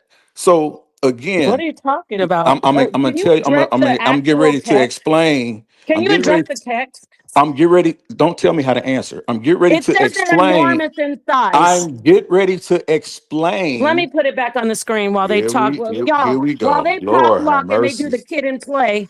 Let him get back in here so they can do the kid and play. I smell fear of men. I'm not fear. What is the men? What is with your gender? Because you can't shut up. Why are you so sexist? Because I am, and I don't have to be apologetic about it. Nobody said apologize, but do me a favor. If you're on a show with me, all I'm saying is, if you're on a show with me, do yourself a favor and stop bringing up gender. We're talking about the Bible. No, let him get back in here. Go ahead, Meter. Let Meter talk. You can't tell me how to answer. Meter. I didn't tell you how to answer, but you're going to stop talking about my gender. No, I'm not. Yeah, you are. Or you could just go fuck off. Okay, so can you. I don't care about this. This is my show. This is my show. Right, it's your show. Go ahead, Meter. What do you want to say? Yes, so show some respect. Go ahead. I don't subscribe. I don't feel like getting personal tonight. I don't subscribe to no religion. And the topic was about dragons, and I did a little research quick on the topic about dragons, and dragons appeared in the Bible because I read the Bible. I did. Why are you bringing up dragons right now? We're talking about the giants. Wait. So once I said my little whatever I had to say, it's always a response of, oh, you're reading it wrong. So when the Bible is speaking about giants, and I ain't know if the scriptures, the people that was describing giants was being sarcastic of, oh, we is like grasshoppers to them, and there are giants, And then here come the Bible scholars saying, oh, no. It was just many cubic feet and the bed and this and that. How come you just can't take the scripture for what it say? If it say giants, that's a giant. That's like when the sons of God came down and took earthly women and had babies and everything with them. What did they have? Giants. So this is what get me all mixed up, because every time, like when you showing sources and stuff like that to hit them where it hurt, oh, here comes something else, and then here come the insults and stuff like that. Stick Yeah, with always talking about women. Oh, shut up. Women talk too much. Listen, you know what you are. Hey, thank you, Meter. Yara, that's why you're that's why you're lonely. Hey, Talking I'm to women not. like I'm that. not lonely. This is I'm the not lonely. Go ahead, So- Meter. We can't hear him. You're talking over him. This is the crazy thing about it is because once you show sources and things like that, you don't have nothing to contest with it, but just with insult. You know, come on, man, be real with it. If you gonna be a teacher, teach. Don't try to bully somebody of what they showing and what, you know what I'm saying, they trying to correct you about. But y'all know everything about the Hey, Bible. shut up, fat boy. Man, Hey, Wow. Napata, Don't let's even have a reply. let's have a let's have a What is let's wrong have the with you? conversation. Let's have a You're question. so immature, and you Let want me to be ask you a respected as question. Let me ask you. Meter. Hold on, Meter. Yara, you want people to I respect you don't as a want any. scholar, and you're like you telling people what they have to study still. But look how you. I thought you were talking about how people behave on panels when you were talking to me one day. You're like, I don't act like that anymore. It looks like you still I'm have glad you some listened things to to me. work on. No, I'm saying you need to take your own advice, like calling No, I him don't, because I don't fat and care. calling, but you should care because you I want people to don't. listen to what you have to say, right? I Why don't. don't you just address the information? Address the Okay, I'm information, about to. y'all. I'm about to ask you a question. Oh, Right? I don't want to answer any of your I'm questions. about Just to. I'm about address to the ask. I'm information. about to ask you a question. You don't even have to answer. Right? Oh, What I'm you're sure we reading. can You find. don't. I'm You sure. just said. You just Go said you ahead. don't have to Go answer. ahead. You don't have No, to go answer. ahead. Yeah, I don't want to. You're Because reading you're about the disrespectful. Raphaim. You're reading about the Raphaim. You're reading about the Anakim. You're reading about the Nephilim, right? And the information you just brought out, it tells you that these are all the same group of people that supposedly are living during this time. If you believe the Bible as it says, right? If you understand it correctly, the Bible prior to these verses you're bringing out tells us that the Most High destroyed the earth and all the living except for Noah and his family. The Nephilim was living during the time that before the flood happened. So how does the Nephilim and its seed get to these verses if it's talking about these things literally? Can This I is answer why that, the please? Bible has to be understood in its proper context. Then the proper That's context. simple. What The about the proper Cedric piece context that he is was if you just agree talking with about? what the Bible, if How you many think you're Cedric pieces was understanding the included? Bible, brother, then the How many Bible Cedric pieces would was have to included? make you say that the Nephilim couldn't exist if the Most High destroyed the earth and every living thing in it during the time of the flood, except for Noah and his family. Well, the And they cubic feet, repopulated the earth. That would 1 have cubic to is a foot include, and a half. because that would have to include the Nephilim would have had to be destroyed. Hey, So how 1 does their cubic feet seed, is hold on, how 1 does their cubic is a seed foot and a half. survive the flood if the Most High says he destroyed everything on the earth except for Noah and his family? I'm telling you guys, it's not talking about these mythical giants. No, you're So how many talking about mythical giants. We're saying No, what I'm the not talking scripture. about mythical Just a giants. second, meter. You keep saying mythical giants. We're just talking about what the scripture and what the definition is, and it says Okay, it says so how does the enormous men of Nephilim enormous. survive? It says men of enormous size. Okay, Right, you how does haven't the addressed. Why Nephilim don't you address survive, that? though, Hey, is what why I'm don't you address that? asking.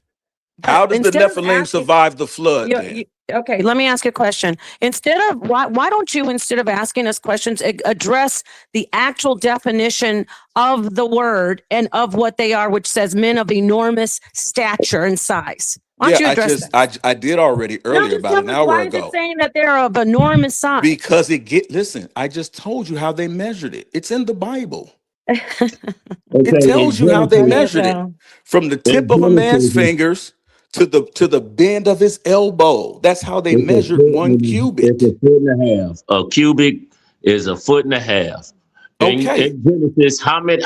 In Genesis, how much water really flooded the earth? Go in there and look and see how much water that was. Exactly. It wasn't. It wasn't. It wasn't a lot of water to flood the earth. Hey, dude, stop it, bro. Stop it. Stop it. The Bible says the earth flooded. It rained and it flooded, and the springs from the underneath the earth flooded, came up from the bottom, and it rained. To listen. At least we know that it covered the Ararat, the region of the Ararat Mountains. Too. How many cubic feet? How many cubic feet? The water was flooded. It tells us that it covered. Listen, it tells us that it covered the Ararat Mountains. Do you hear that? No, listen to me. No, just listen. Yes, it's in the Bible. Hey, bro, listen. Hey, bro, I'm telling you, it doesn't tell. Listen. Hey, bro, this is simple, bro. If you shut up, it tells us that the flood waters. Listen, we know that the flood waters at least exceeded parts of the region of land of the Ararat Mountains. Do you know what a mountain is? Oh man, dude, you act like you acting dumb. No, I'm asking. No, listen. Do you know what a mountain is? I know what a mountain is. Listen, brother. The story in Genesis said that the waters of Noah's flood, when it rested, that the boat Noah's Ark landed in the region of the Ararat Mountains on a mountain plateau. So we know that the waters were more than listen, brother, were more than 50 feet.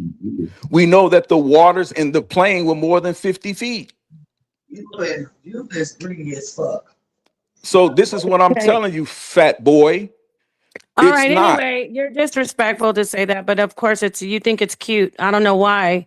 But let me read this to everybody. Now we got Yara. Meter. We can't even hear you anyway.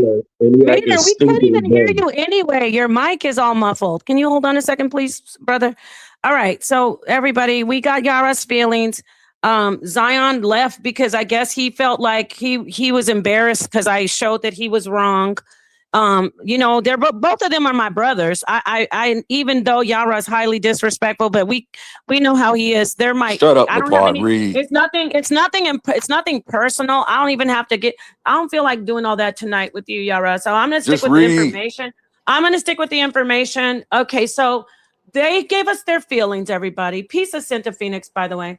Now let's go to more Jewish, because Zion put his foot in his mouth trying to talk about the Jewish this and the Jewish that. Let's see what the Jewish Encyclopedia says about the Anakim. Remember, the Anakim and the Rephaim and the Nephilim are all, they kind of like are interchangeable, okay? They're the same.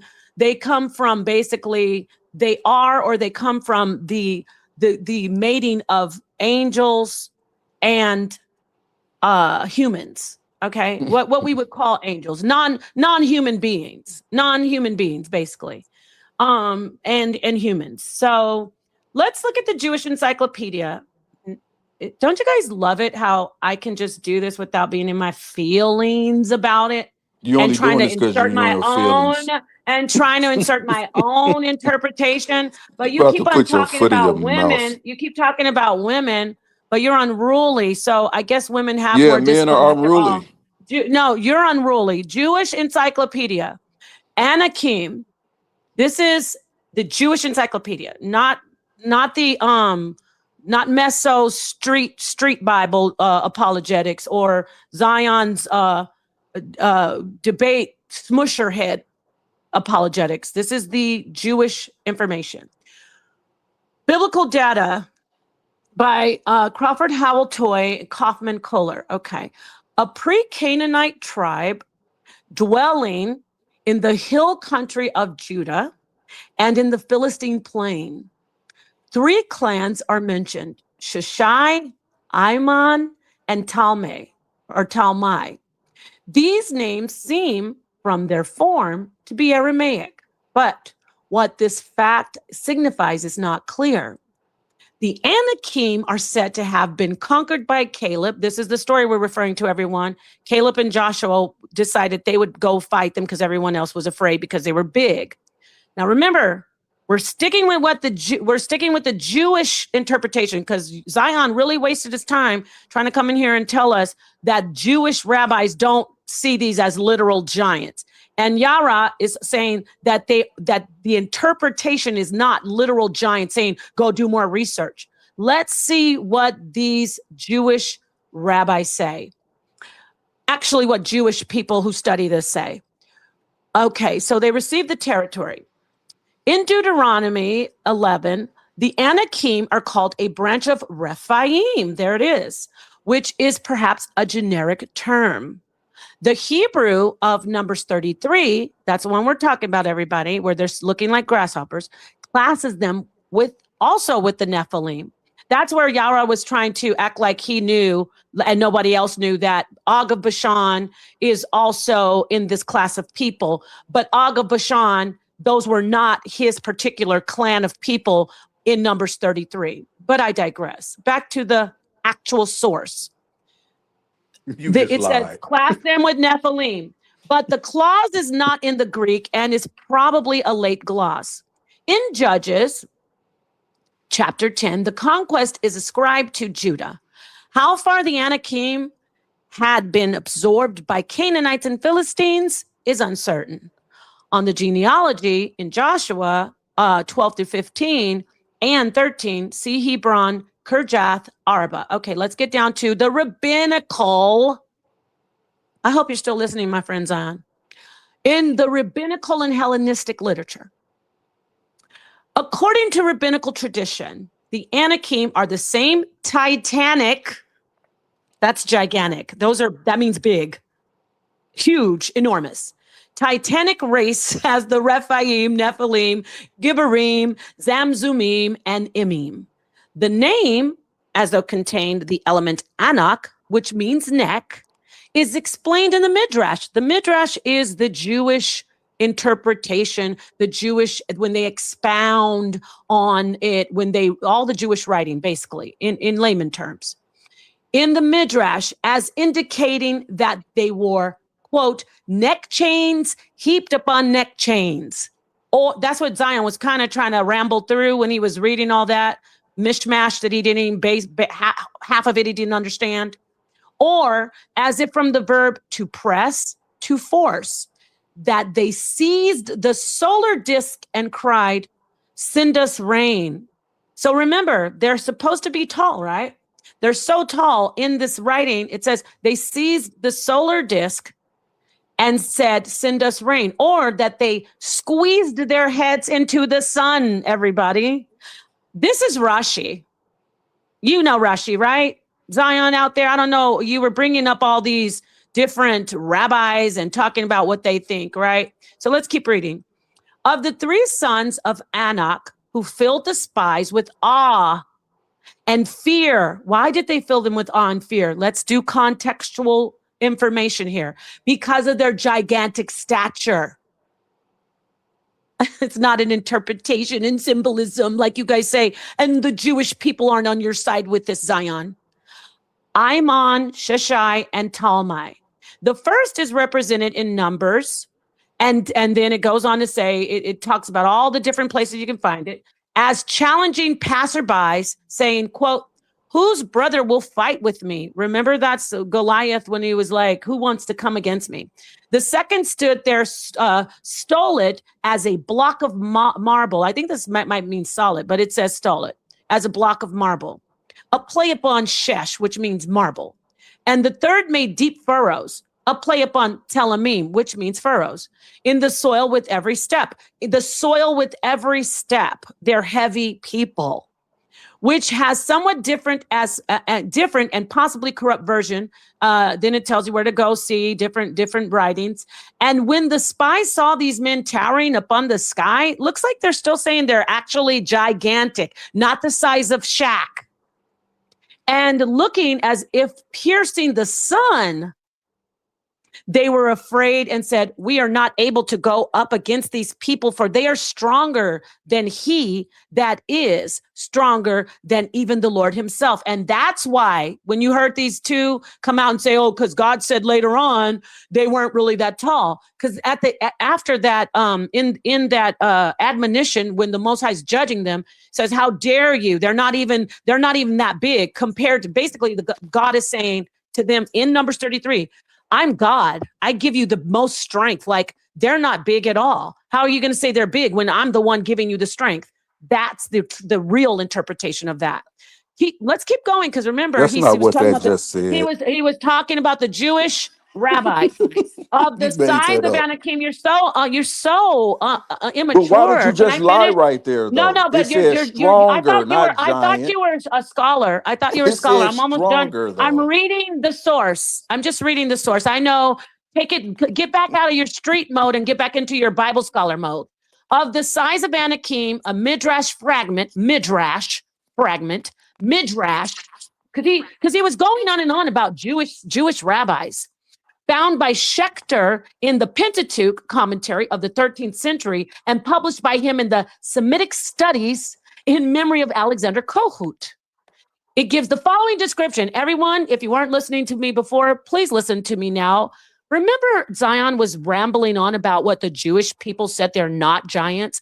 Let's see what the Semitic Studies in memory of Alexander Kohut says about this on page 492. Quote, the daughter of Anak, that was the giant people that they're saying were like grasshoppers. Ready, y'all? The daughter of Anak had gone into her father's garden and taken a pomegranate, which she ate. Oh, by the way, sidebar. They even say in the verse, you guys, that their grapes were so big that it took like their grapes. I forgot what it's called when you, I used to know, like a bushel of grapes. It's not a bushel. Cluster of grapes. A cluster of grapes. Yes. Thank you. A cluster of grapes that got a bunch of people had to carry them. They were so big. So let's read what the Jewish rabbis say. The consensus of the Jewish rabbis, Zion. The daughters of Anak had gone into their father's garden and taken a pomegranate, which she ate, after having peeled off the skin and cast it aside. Then the 12 spies, 5 feet tall, the 12 spies came and seeing their father. So the guys that were the Israelites, y'all, saw the girl's giant father, and they were struck with fear, and they hid themselves under the pomegranate skin that this one girl was just eating. But Yara's acting like it's Shaquille O'Neal compared to him.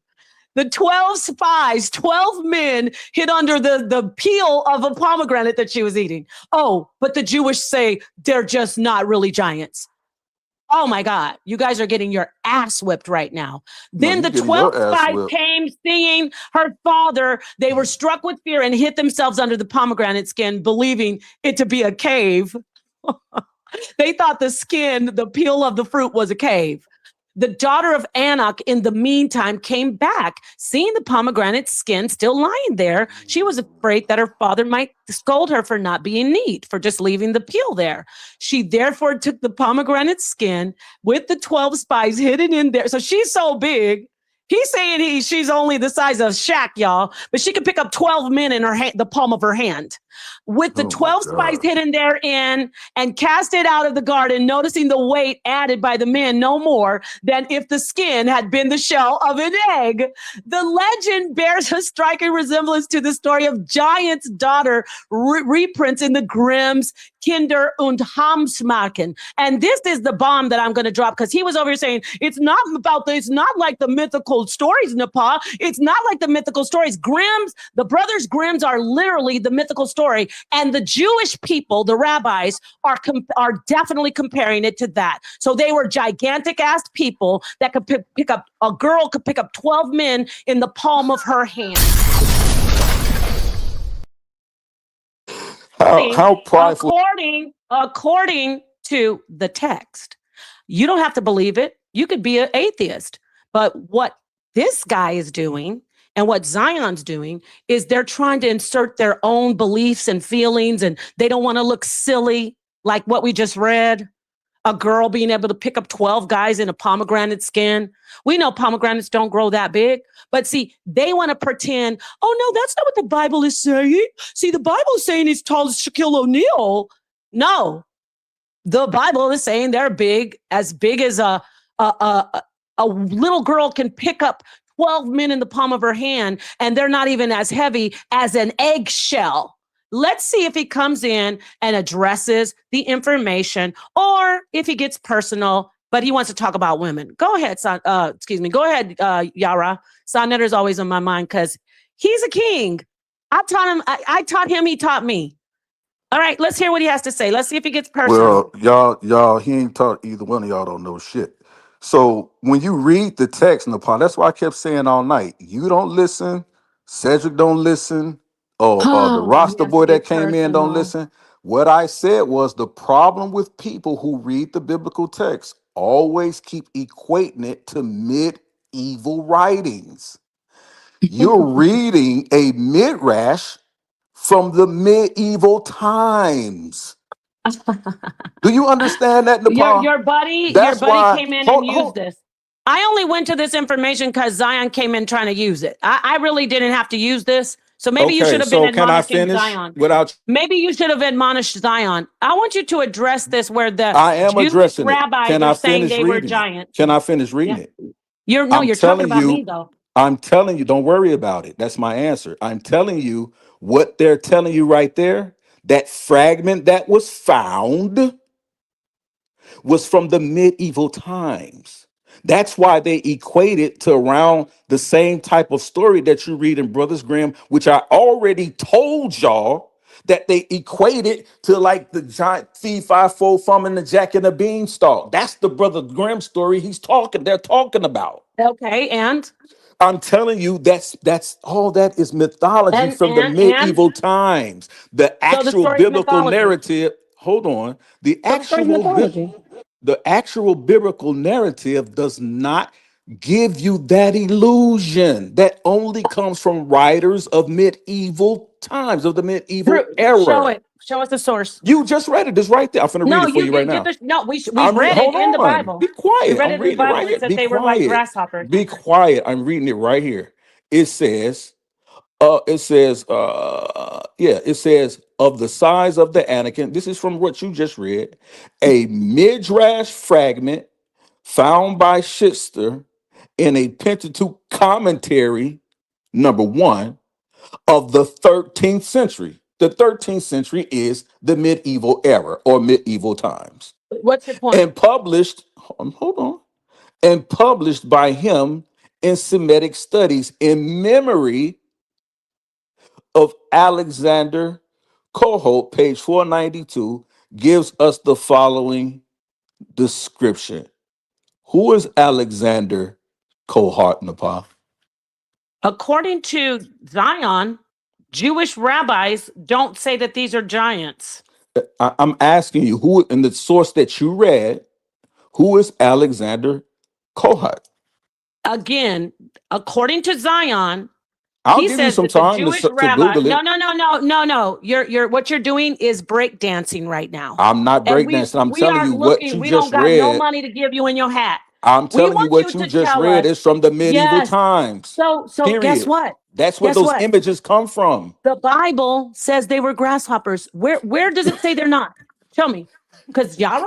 What? The Bible. The mental apologetics? Like, who cares what you say? Hold on. Who cares what you say? So you're saying that they're not? First of all, you're saying that the Bible is telling us that those Israelites thought they were the size of grasshoppers compared to these men? Does the Bible say that?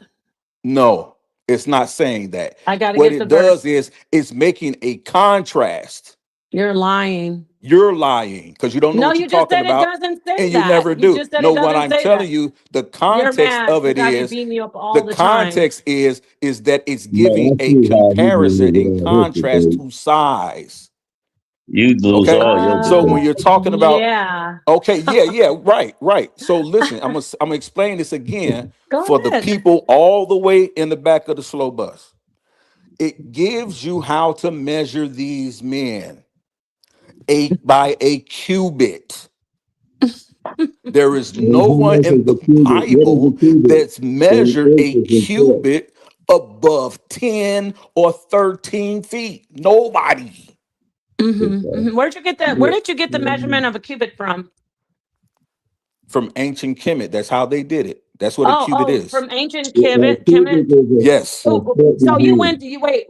We can't understand you, meter. Your That's mic. how we know what an ancient, that's how we know that how they Nobody. measure Not, cubits. you're saying. Wait. You keep talking about who is this guy? No Bibles. No Kemetic scholar or archaeologist or anthropologist went and got that information and gave it to you. What you mean? If you study Where did you Manfred, get the information if from? you study, I'm gonna get ready to tell you. If you Hey, study can y'all hear me now? Titus Kennedy talks about this as well.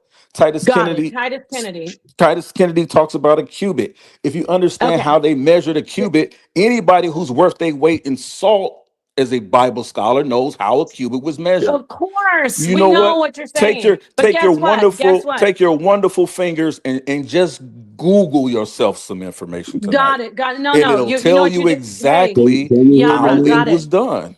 That's why the Meter, Can y'all we Bible hear can't me? uses hear the your term mic. You cubit. with Can your you hear me? mic. Your mic is muffled. Your mic is muffled. We can't hear you at all. It's just sounding really muffled, brother. I don't know if you're close to it or what happened, but we can't hear you. Riara, you keep on talking about cubits and fairy tales. And let me ask you, the information that you're getting, you got it from somewhere, a scholar, correct? You got No, it from it's in the somewhere. You didn't do this. Bible. You didn't do this research yourself. Yes, I No, did. It's in the Bible. you didn't know the measurement of a cubit before you had to go and It's get extra in the biblical information. Bible. Yara, I don't want to put you in the back. When I'm saying this, I'm making it something clear. You didn't know what a cubit was until you got extra biblical information. You had to get it from a scholar or a scientist, somebody who told you this is what a cubit is according to our research. And you took it and you said, that makes sense, right? So I want you to do the same thing with this information that we just read from the Jewish Encyclopedia, where they're saying, because you keep saying it's a myth, it's 13th century, but they interpreted that according to the Bible. Zion was using the rabbis. He was using the midrash. He was using Jewish literature and their interpretation. So I want you to show us, explain why they're saying that they're giants, besides saying, oh, it's mythical. We already know it's mythical. Okay, so what's your argument? What's your argument? Hey, guess what? The whole Bible has fantastical, mythical information in it. It's in the Bible. It's not in the mythical. Bible. It's not in the mythical. Bible. And I never said it was mythical. It's not You said it's mythical. fairy tale. I never said it was that's fairy tale. mythical. You're lying. You didn't say the Brothers Grimm and the From the your Middle Ages? source is Brothers Grimm is a fairy tale. Exactly. That's from your Stay source. right there. My source is matching the biblical text. Oh, it's not. I want you to show us something. It's not matching the biblical text. It's matching the midrash. Give me somebody besides you. Your source is matching the midrash commentary. Your source is matching the midrash from a 13th century medieval times commentary. Okay, right. Now where's That's why your you source? should have never read it, trying to prove him wrong. Where's your source? Right? My source. I read it because Zion came in here trying to talk about the Jewish. That's fine. That's perfectly fine. That's perfectly fine. The source. I'm getting ready to tell you a source. The source. I'm gonna give you 3. If you study, no, I'm on my phone right read now. it. I'm on my phone. You can still share it on your phone. I can't on my phone. It won't let me do that on my phone. But you can look it give up. me it, It's I'll real look it up. easy. You can look it up. It's real easy. If You go to Douglas Petrovich, he talks about what a cubit is. I'm not talking about a cubit. What are you talking about? We're in Numbers 33. Explain why they're saying they were scared of them, that they were giants and they were small to them. Go ahead. Explain that. Listen, it's simple. They were taller than them, but the crux of the matter is what, and as a matter of fact, even the information you just read doesn't even use the term grasshopper. Did you notice that? It tells us what they meant by it. Let me finish. It says that what they meant when they said grasshoppers in the English translation, that they were saying that these people were stronger than them. But that's what the source you just read said. But I digress. But if you continue on, even if you go with they are taller than them, number one, you never answered my question. How does the Nephilim seed survive the flood? Number two, if you believe what the Bible says, what it says or not, you got to answer that question. How did the If you're saying Nephilim survive the flood, you said? yes, Because they're you mythical finna make it up. creatures that they're not human. They're not human. It They're not said fully human, nothing. It said according to the nothing. Bible. It According to said the so. Bible, they So weren't where did the human. Nephilim go that were on the earth before the flood? Where did No, they go? no, you're asking me to tell you a bedtime story. I'm going with the actual literature. Okay, The so the Bible says actual they literature weren't said that the human. Nephilim The was Bible there. says they weren't human. No, it doesn't. Yes, it does. No, it doesn't. It says that they were angelic or spiritual beings that It never said mated that they were with spiritual human beings. women. It Yeah, does not yes, say that they were it spiritual says that beings. they were giants. It I will never get says that they were spiritual okay. Now beings. let me pull this up. I got to give a source. I can't keep on. You I know you y'all you are sick of right. his feelings. Because the I'm Bible so never sick of your says that they were the feelings. Oh my Nephilim. God. Hold Here's on. the The Bible Rephaim. Here the they are. Bible never says that the Nephilim were spiritual beings. It says that they No, were no, I said the angels. angels that mated were spiritual beings. I didn't say they were. I said they were angels. They were half human. They were demigods, basically. They were half human and half non-human.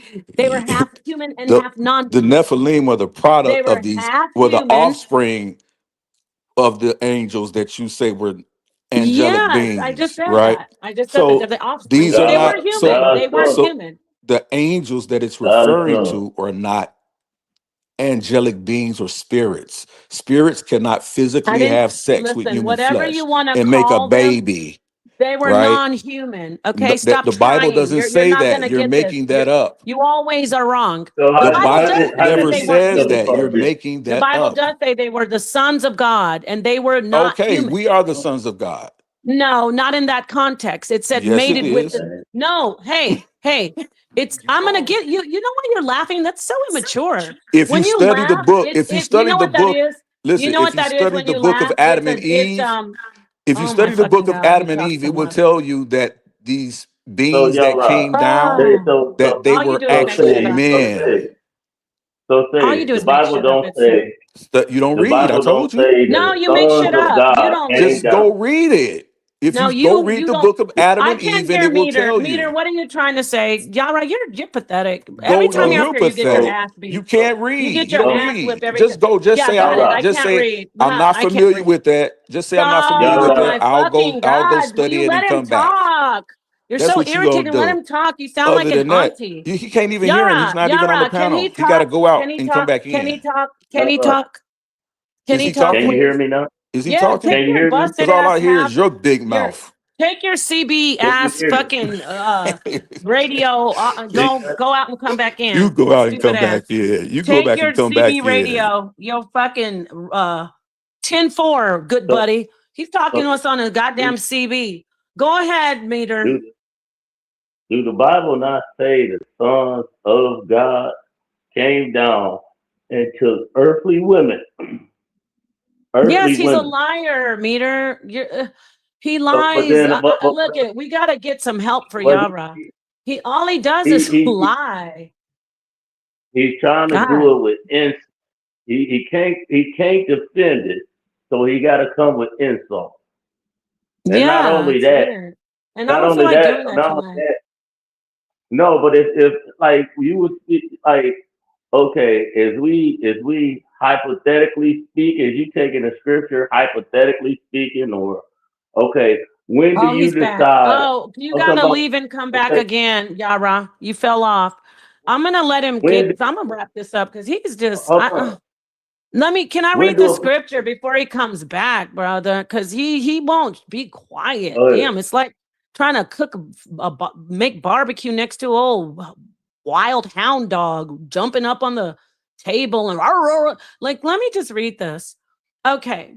Genesis chapter 6, verse 4. Yeesh, God, it's so peaceful now. Okay. There were giants in the earth in those days. Let me see if you can see what I'm reading. Yes. Okay. There were giants in the earth in those days. And also after that, when the sons of God, okay, watch this, came in unto the daughters of men. He said, I can't read, but this isn't even, I'm not even trying to be funny. This is a little sad because when you have a sentence, they're comparing two different groups. It says the sons of God came in unto the daughters of men. It doesn't say these human guys and those human women. It's actually making a distinction between two different groups, meaning that they're different beings. The sons of God. And then we got a lot of people, you know, scared men out there teaching, oh, that means they were men of renown. And when I say scared men, I just remember my brother Zion said that Zion's not scared, but Zion said it means men of greatness.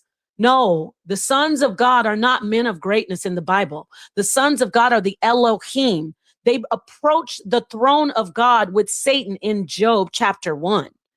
They are the creator gods, the Elohim in the beginning. So the sons of God are not humans. These are not human beings according to in this context of this particular scripture. Not when Jesus says, aren't you sons of God? Because he tried to conflate it like the Bible says we're sons of God. Yeah, when Jesus is saying you can also be a God, like when they didn't want them to become gods in Genesis chapter 1 through 3. So this particular scripture is saying they literally were not human. They were not children of mankind. It says the sons of God came in unto the daughters of men, and they bare children to them. And the same became mighty men, which were of old men of renown. That means men, and I can get it. This means they were the Rephaim, the Nephilim, the Anakim. They were the hybrid people. So they weren't humans. So he's asking all kinds of, go ahead. I don't think he came back. It's time to close it down. I want to read this right here. Hold on. And would you say that's what brought on the flood, because God was displeased with what was going on? Yeah, exactly. Okay. That's what happened. And then he said, how did they survive? They survived because they weren't fully human. I mean, I don't want to get into all the fantastical stuff because, again, they won't come out and just say, yeah, it's saying that they're giants. Yeah. They want to explain it all away in logic and like all scientific. No, you're not going to use the natural world. It's a book of mythology and fantastical beings. Okay. That's what the Bible is doing. There are dragons in the Bible, real dragons. There are real giants. He want to say what's myth when he want to say what's myth and what's real. Oh, well, no, that's just they really trying to say this. That's myth. You know, that's not supposed to be taken literal. You know, right? So right. That's why I respect how you take on your culture and your tradition, because you see for what it is. You don't try to sugarcoat nothing. This is what it is. This is what it says. You don't have to go behind. I'm going to say this, Meter. No, I'm going to, in honesty, I admit that I interpret the Bible the way I interpret it. I don't sit on a high horse like Yara and try to act like, oh, you don't study enough. No, Yara, this is your feelings and your schema. And it's okay if this is how you interpret it, but you're not going to go into the scripture and act like your interpretation, your eisegesis, your understanding is exactly what the literal text says. Can I say, yeah, there's some esoteric, something to this and beneath the surface? That's not what he's doing. What he's doing is trying to act like, oh, I'm Yara, I study everything, and oh, see, these aren't really giants, these just the size of a minute ball. Oh, of course, he's like Shaquille O'Neal. In the story, they are terrified of these guys. You think they're going to be terrified to fight some guy that's like a few feet taller than them? They were fierce warriors. Okay, so with that said, he loses every debate. All right, Meter. We can't beat him up when he's not here. Let me just do that. I'm just kidding. But yeah, he was calling you fat boy and calling me, oh, you woman, shut up. Yara, thank you for coming in. You know, I know you have to do that when you're getting disagreed with, and I'm bringing information. Zion, thank you for coming in and letting me burst your entire piñata. Mr. Smusher, those are two great debaters, but whatever. At the end of the day, it's all good. Meter, thank you. You can go ahead and see your way out. I'm gonna close out. All right. And Yeah. until next time, thank you, brother. Thank you. Sorry, you got to get your mic fixed, by the way. Man, I got my earpiece in. It don't sound better. No, 'Cause it I sounds like don't- you're talking into a cup and a string. Like it really sounds I like don't- you're talking into a cup. I don't Next never- time, don't use your earpiece. All right, peace, brother. Enjoy your evening and your morning. All right, everybody. I want to say peace to my sister, Ascenta Phoenix. She says, Napak caught it. They're always trying to conflate different contexts to confuse people. Yes, and what the thing is, like, you know how I am, Ascenta Phoenix. I'll say, okay, Jesus is a serpent in the garden. I'll argue it down. I'll be like, nope, this is this. But what I don't do is be like, oh, that's exactly what the scholars are saying. And everybody knows that if you just study. Ha ha ha. Yara, you are sitting up here trying to act like you know everything, and you actually cannot address the text. And the text said that they were giant. They were enormous, that they were afraid of these gigantic people. Then Zion, y'all were up here doing, y'all ever done the chain reaction? Anybody that used to do pop locking? Okay, the chain reaction is when you stand in a line with the other pop lockers, and like a pop locker will do one move and you just don't move until they do the move again, and then you copy the move, and then you just keep on doing it. It's like a chain reaction, right? So that's what they were doing up here. Yara and Zion were doing their pop lock chain reaction routine. But what happened was Zion tried to bring Jewish literature. He tried to bring Jewish rabbis and say no Jewish rabbi has said that those were giants. And we just saw that that's not true. And then Yara tried to come in and say, well, it's medieval. And okay, it's medieval, but it's still saying they are giants. Whatever the brothers Grimm are getting, they're getting it from the Bible. Okay? They didn't say, oh, this is something new that we're doing. They wrote about giants because the Bible writes about giants. Capiche? You understand? With that said, I just want to say thanks to Cedric for coming in. Thanks, everybody, sticking with us. Let me see what else my sister Santa Phoenix said. Napag, yeah, if that was a formal debate, you would have easily defeated both Zaya and Yara. Oh, Zaya talks about that too, huh? Thanks for your support. I always love when the sisters come in. Oh, speaking of the sisters, Santa Phoenix, you got to go look at that stream with the sister that came in. Oh my God. You think that when I talk about polygyny, this sister came in, and shout out to Dr. Moten. This is not personal, but you got to go listen to what she said about Black women and what she said about, well, basically she said, you're supposed to let your husband just go hoe away, just be like sleeping around with super promiscuous, and just come back to you as long as he doesn't love the women. But then I was like, he's going to fall in love with one of them eventually. And she's like, no, they're all whores. They're all whores. So I want you to go look at that. I don't know if you watched it. Yes, go look at it on the House of Consciousness. The reason I said that as Santa Phoenix is because I'm going to do a recap of it, totally respectful. We're not going to attack her personally, but we will be talking about some of the personal things that she shared about her life experience and how she thinks about Black women. Basically, she's just regurgitating all the misogyny and the propaganda against Black women and their looks. Black women there's so much to unpack when it comes to the hair and the skin tone and the facial features and body features of Black women. Sarah Bartman, the exploitation of her body, Black women having to, when they were in slavery, wear head covers or shave their head as punishment. Black women using, guess what? They want to bash us, Ascenta Phoenix. Not all. I'm not talking about all Black men. I'm talking about the ones who bash us and talk about our hair and what we do with it. Do you know that we used to hide food in our hair as women?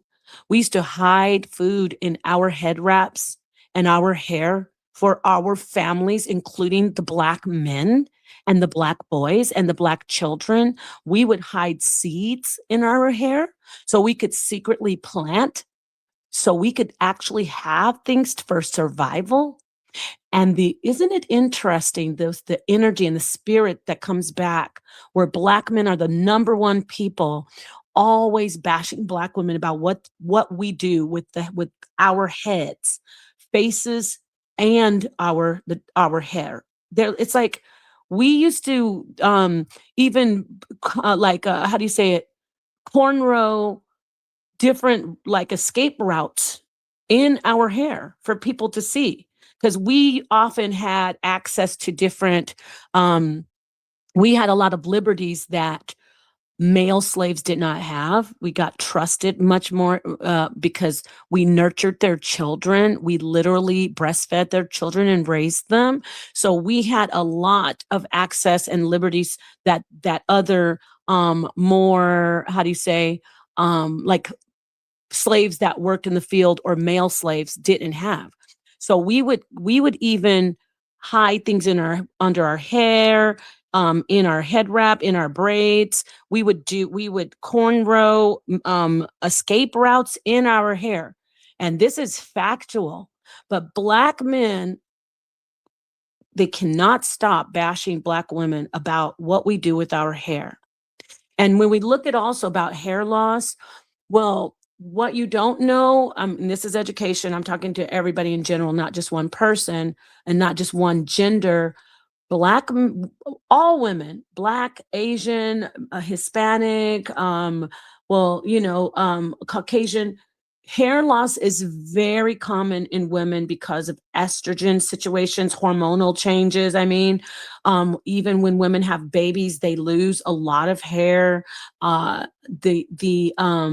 Then when women start approaching like their 40s and 50s and they're perimenopausal, there's a lot of hair loss. In like 40% of women that are perimenopausal experience significant, moderate, which when I say significant, I mean moderate, not mild, moderate, which is significant alopecia.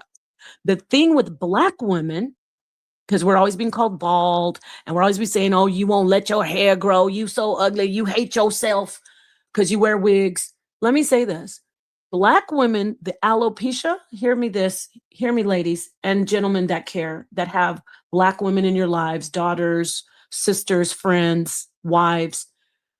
I'm getting emotional a little bit because it's so crazy. The reason most Black women, because Black women have the most alopecia that is caused by hairstyles, not by who they are or not by genetics. If you just look at genetics, Asian women are the ones that have the highest, like genetically, hair loss. They're researching more female pattern baldness. They just mostly would do a lot of research on male pattern baldness, but female baldness, they're starting to see, okay, genetically, it's mostly Asians. And that's, people say, well, Asians have long, thick hair. Their hair shaft is thick.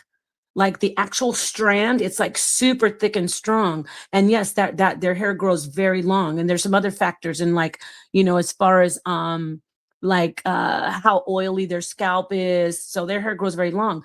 But genetically, when they hit that perimenopausal, especially, or when they have children, when their hormones are imbalanced, basically, genetically, Asian women lose hair naturally.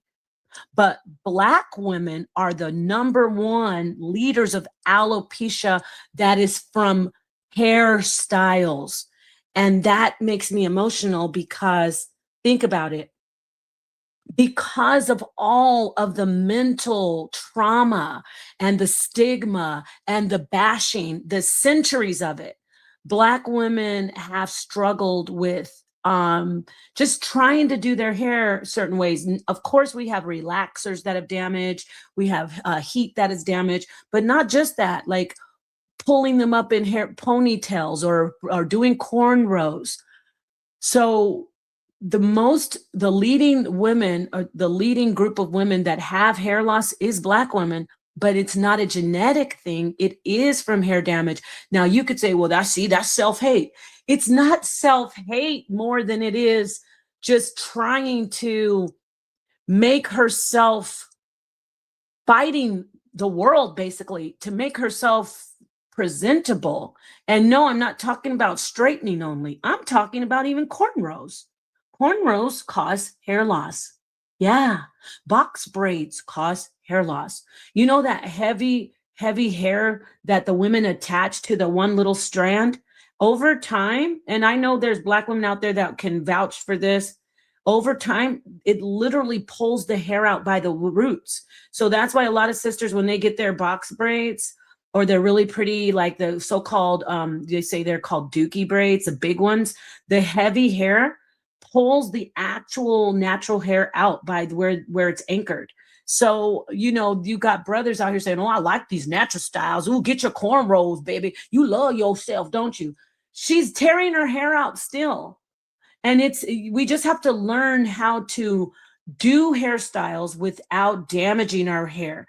Do protective hairstyles. Wear your wigs, wear your braids, but don't go to somebody. If you go to somebody, and I'm not trying, this isn't a prejudice thing, but we know the Africans braid super tight where you feel like you're going to die. You have to take Tylenol. If you go to somebody and their hairline is all the way back to the top of their head, you know that they're going to braid your edges basically into non-existence. They're going to Thanos your entire edges away. And so just be more, I'm talking to sisters now, be more careful of taking care of your hair first before you think about how your style looks, and love yourself. Wear whatever you want. If you want to wear pink hair, if you want to wear blonde hair, if you want to wear a hair down to your ankles, a bust down, do it.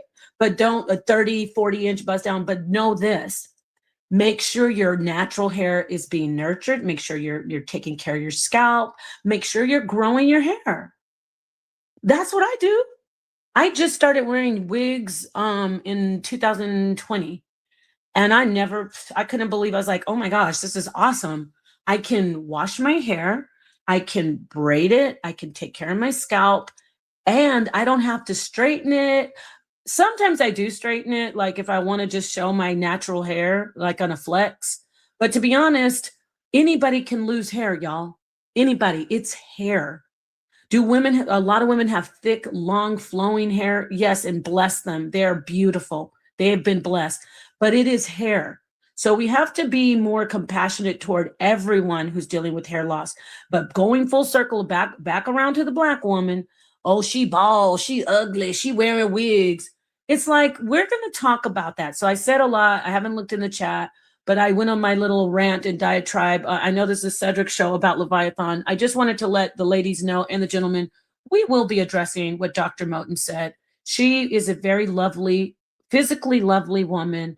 I have a lot of compassion for her. I felt a lot of pain for her. I felt so much, not empathy, sympathy for her, because I could see that nobody in their right mind is going to say nobody's going to be Black and a woman and say Black women are the ugliest women ever. Like most Black women are whores. You're not going to do that unless you're dealing with something that some trauma. And again, I'm not trying to go too deep on what her trauma may be, but I'm just saying this isn't an attack on her. It's more sympathetic. She's a very intelligent woman. It just, some of the things she said, we can't just let go.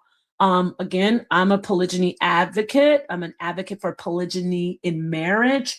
Yeah, you can be a cheater if you're in a polygynous marriage. You can be a man who has made a decision with however many wives you want. You made a decision to be in that marriage with those women. You can't just be like, oh, and I'm also going to be creeping around with this other woman and I'm not going to tell my wives. You're a cheater. And when you hear other men say, oh, you can't speak for men, you can't speak for men, you a man can, I hear Hebrew men, a lot of men out there saying, you don't have to tell her that you have an extra wife. Yeah, you do. There's 2 in the marriage. That's what scripture says. And if you're sneaking around, you're obviously afraid of your wife. So you're supposed to be man enough to be able to say, this is what I'm going to do. And then you give her the option, obviously, to say, oh, I'm not catching HIV or the herp derp. I'm not getting that. You know what I'm saying? So there's so much to go into. Let me look at the chat now. We're going to go over it. I just wanted to tell Cynthia Phoenix. Let me see what she said. She says, yeah, why do they make people feel the need to justify with what they do with their own hair? I don't get it. It's just so much. Oh my gosh, there's so much on us. No pun intended. Like, Black women, you're ugly. The sister was saying Black women are ugly because they wear wigs. Now, I'm going to tell you, there's people out there wearing a lot of stuff that looks crazy. Okay. There's people out there wearing their natural hair looking a hot mess, from my opinion. But I'm not going to obviously say when a person wears their natural hair, they don't look good. But she's saying all women that wear wigs or any hair that's not theirs growing out of their head, they are ugly, which we know that's not true. Like, that's crazy. But yeah, we'll talk more about it. I do want to do like an official women's panel. I wish you would join sometime, Ascenta Phoenix. Yes, it's supposed to be upfront and open, not based on deception. Yes, you're talking about polygyny. Exactly. Let's see. I'm going to close out. Let's see what this person says. People have a problem with accepting supernatural things in the Bible. We got to see how far they take this. We will vet. Israelite Unite said he's going to go over that. Or she, I think it's a brother though. All right. I didn't want to get into it, my brother Yara, tonight. Damn. You know what it is? he's like an older Aries, so they are very combustible when they're around air signs. And I'm a Gemini, so like even with my own husband, sa.neter, he's an Aries as well, an older Aries. So that's why sometimes when you have both of us on the panel, yeah, sa.neter is not even anywhere remotely disrespectful like Yara. Let me say that. Yara can't help it. He was raised by talk about the Anunnaki. He was raised by Sasquatch. Yara was raised in the goddamn in Northern California in the Bohemian Grove by different what's it called, Sasquatch, Bigfoot creatures. So he can't help it that he acts like that. We just got to let him go, you know, like Remus and Romulus raised by the she wolf. He's like just wild. I got to do this because every time he's so damn sexist, right, Ascenta Phoenix? That's why you a woman. He acts like he's telling me like that I'm like the worst thing ever. You're a woman. The whole world shakes. See, Vic, that's what they get. See, when women get up and they spew this toxic, vile, vomitory, and yes, that's not really a word, but it is a word I'm using, vomitory rhetoric about women.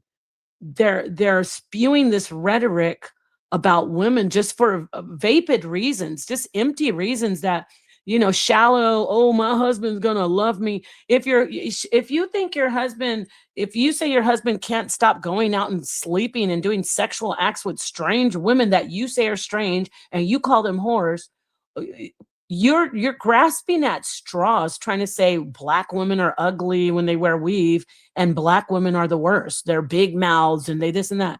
Maybe we should look at how people have been attacking Black women for decades. Maybe we should see all of these vile women that you talk about, which I know there are a lot of them out there.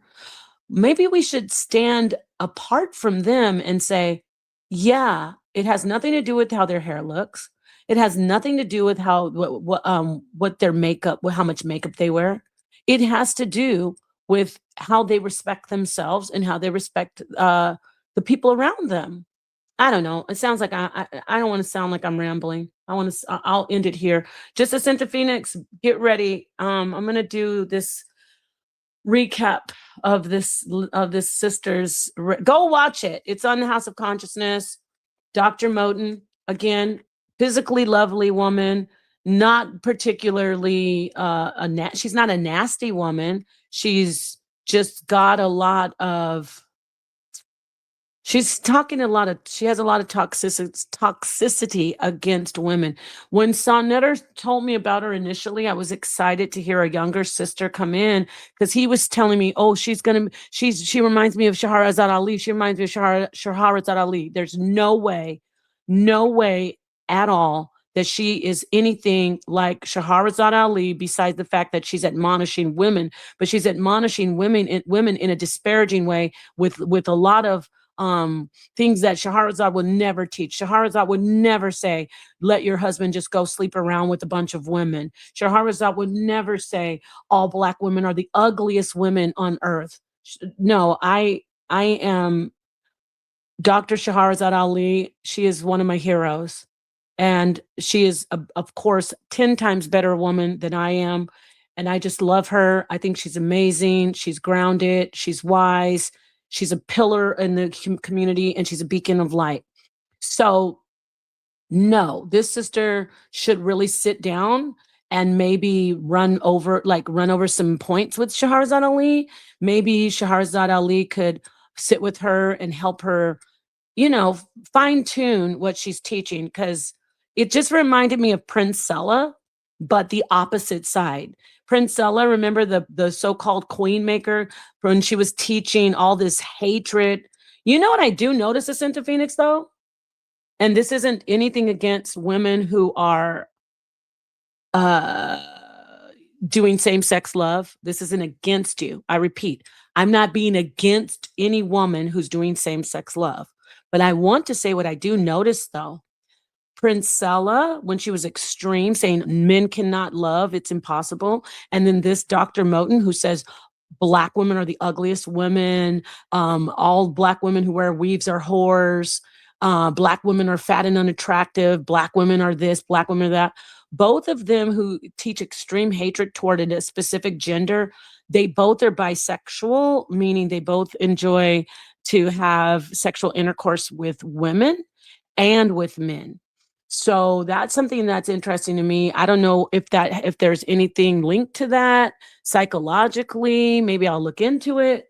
Maybe, I'm just going to throw this out here, maybe they are taking on or mimicking the role of men that they actually desire, and doing so, they take on the rhetoric of these men.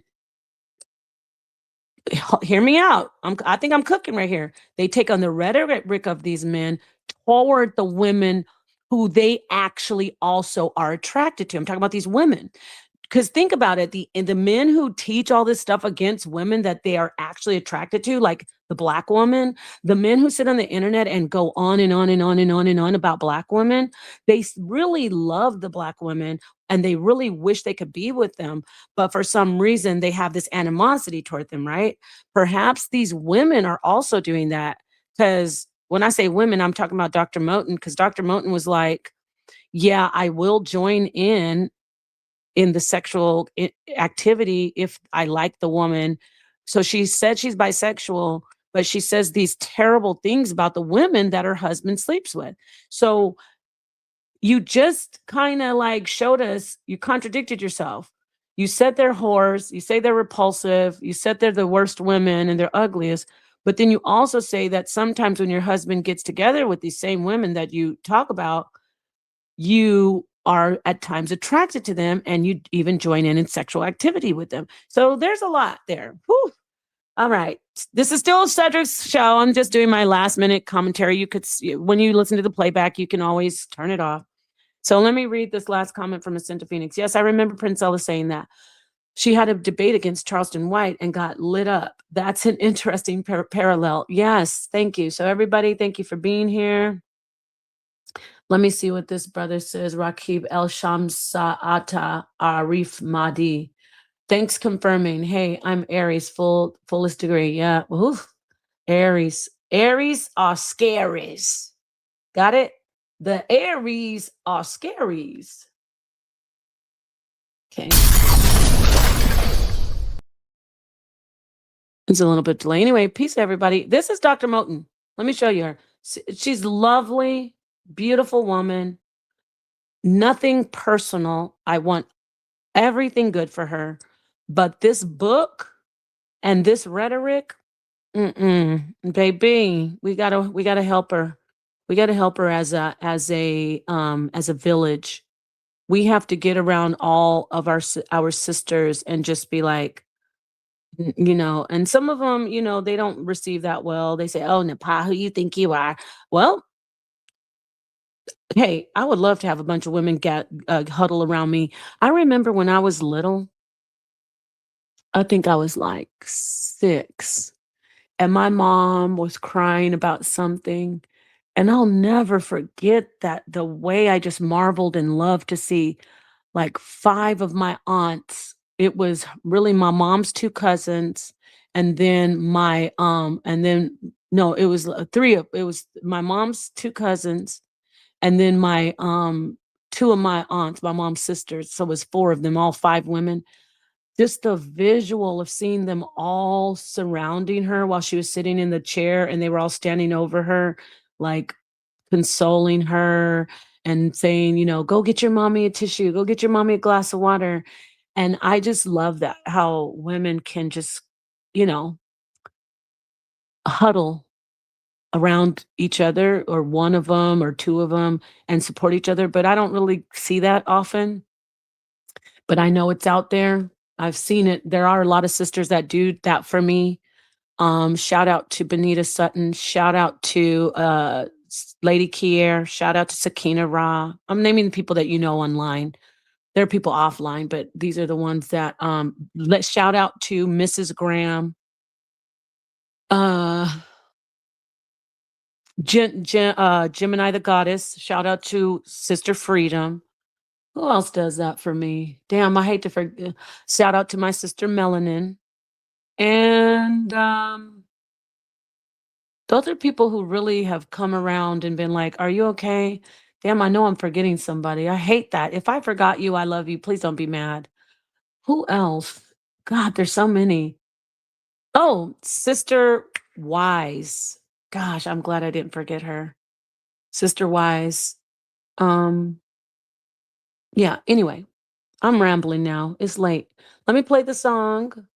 I'm going to play my song. Believe it or not, speaking of the sisters, I love this song, even though sa.neter's got it saying we got to wake the sisters up out of the Bible. No, what we got to do is we got to get our brothers out of the coma if we're talking about the Bible, because they are trying to say that we don't know what we're talking about when we read something and it's right there. But at the end of the day, it's all good. I hope the Zion is okay and doesn't take it personally. I hope that Yara doesn't take it personally, because once I end this stream, I'm not even going to think about this anymore. It's all love and peace. When I'm beating somebody up about the scriptures or whatever the topic is, it's just about that. It's not about the person. So that's why I said, Yara, stop. Stop it with your short chain.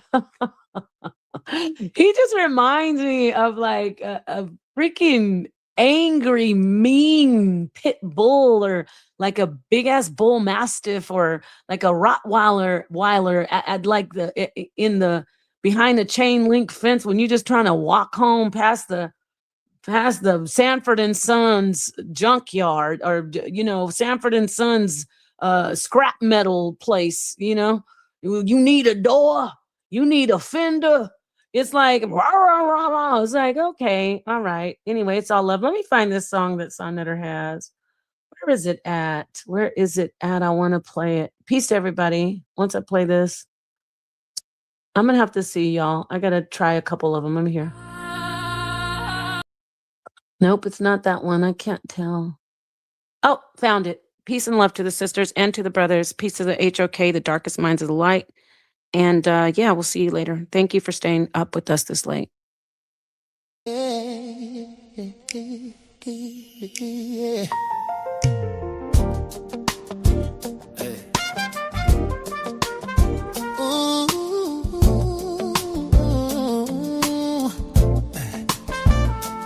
That is for my sisters trapped in religion. Wake up and free the babies. sa.neter speak the truth, he's on a mission. The house of consciousness, the final call. Will your Bible compass wake up, all just fall. The house of consciousness, the final call. Stop believing in fairy tales, especially Paul. I use the Bible like a lantern in the night, trying to wake up my sister to light. The house is closing in, it's a total mess. You ignore my wisdom, the ultimate test. Step inside the HOK, it's the toughest terrain, where the truth hits hard, the cuts bring pain. I try to wake you with the word in my hand, to get you to the truth, to help you understand. I gave you the scriptures, chapters and verse. I gave you the keys to break the curse. I gave you Torah to unlock with keys. Break the mental chains and be free. Final call. Yeah, will your Bible compass wake up, all just fall. The house of consciousness, the final call. Stop believing in fairy tales, especially Paul. They call you apostle like you a prophet of God, telling lies and fooling people can't be that hard. You're preaching from YouTube, looking for a handout. I'm standing on family, trying to bring the truth out. Welcome to the HOK, where the truth resides. No more hiding in the pews where the dies. We speak against the Bible just to wake the inner sight. Come inside the HOK doors, we bring the light. The house of consciousness, the final call. Will your Bible compass wake up, all just fall.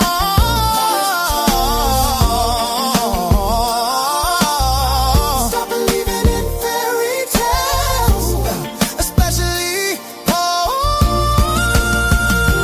sa.neter, don't stop, wake the sisters up. Don't stop, wake the sister up. Don't stop, don't stop.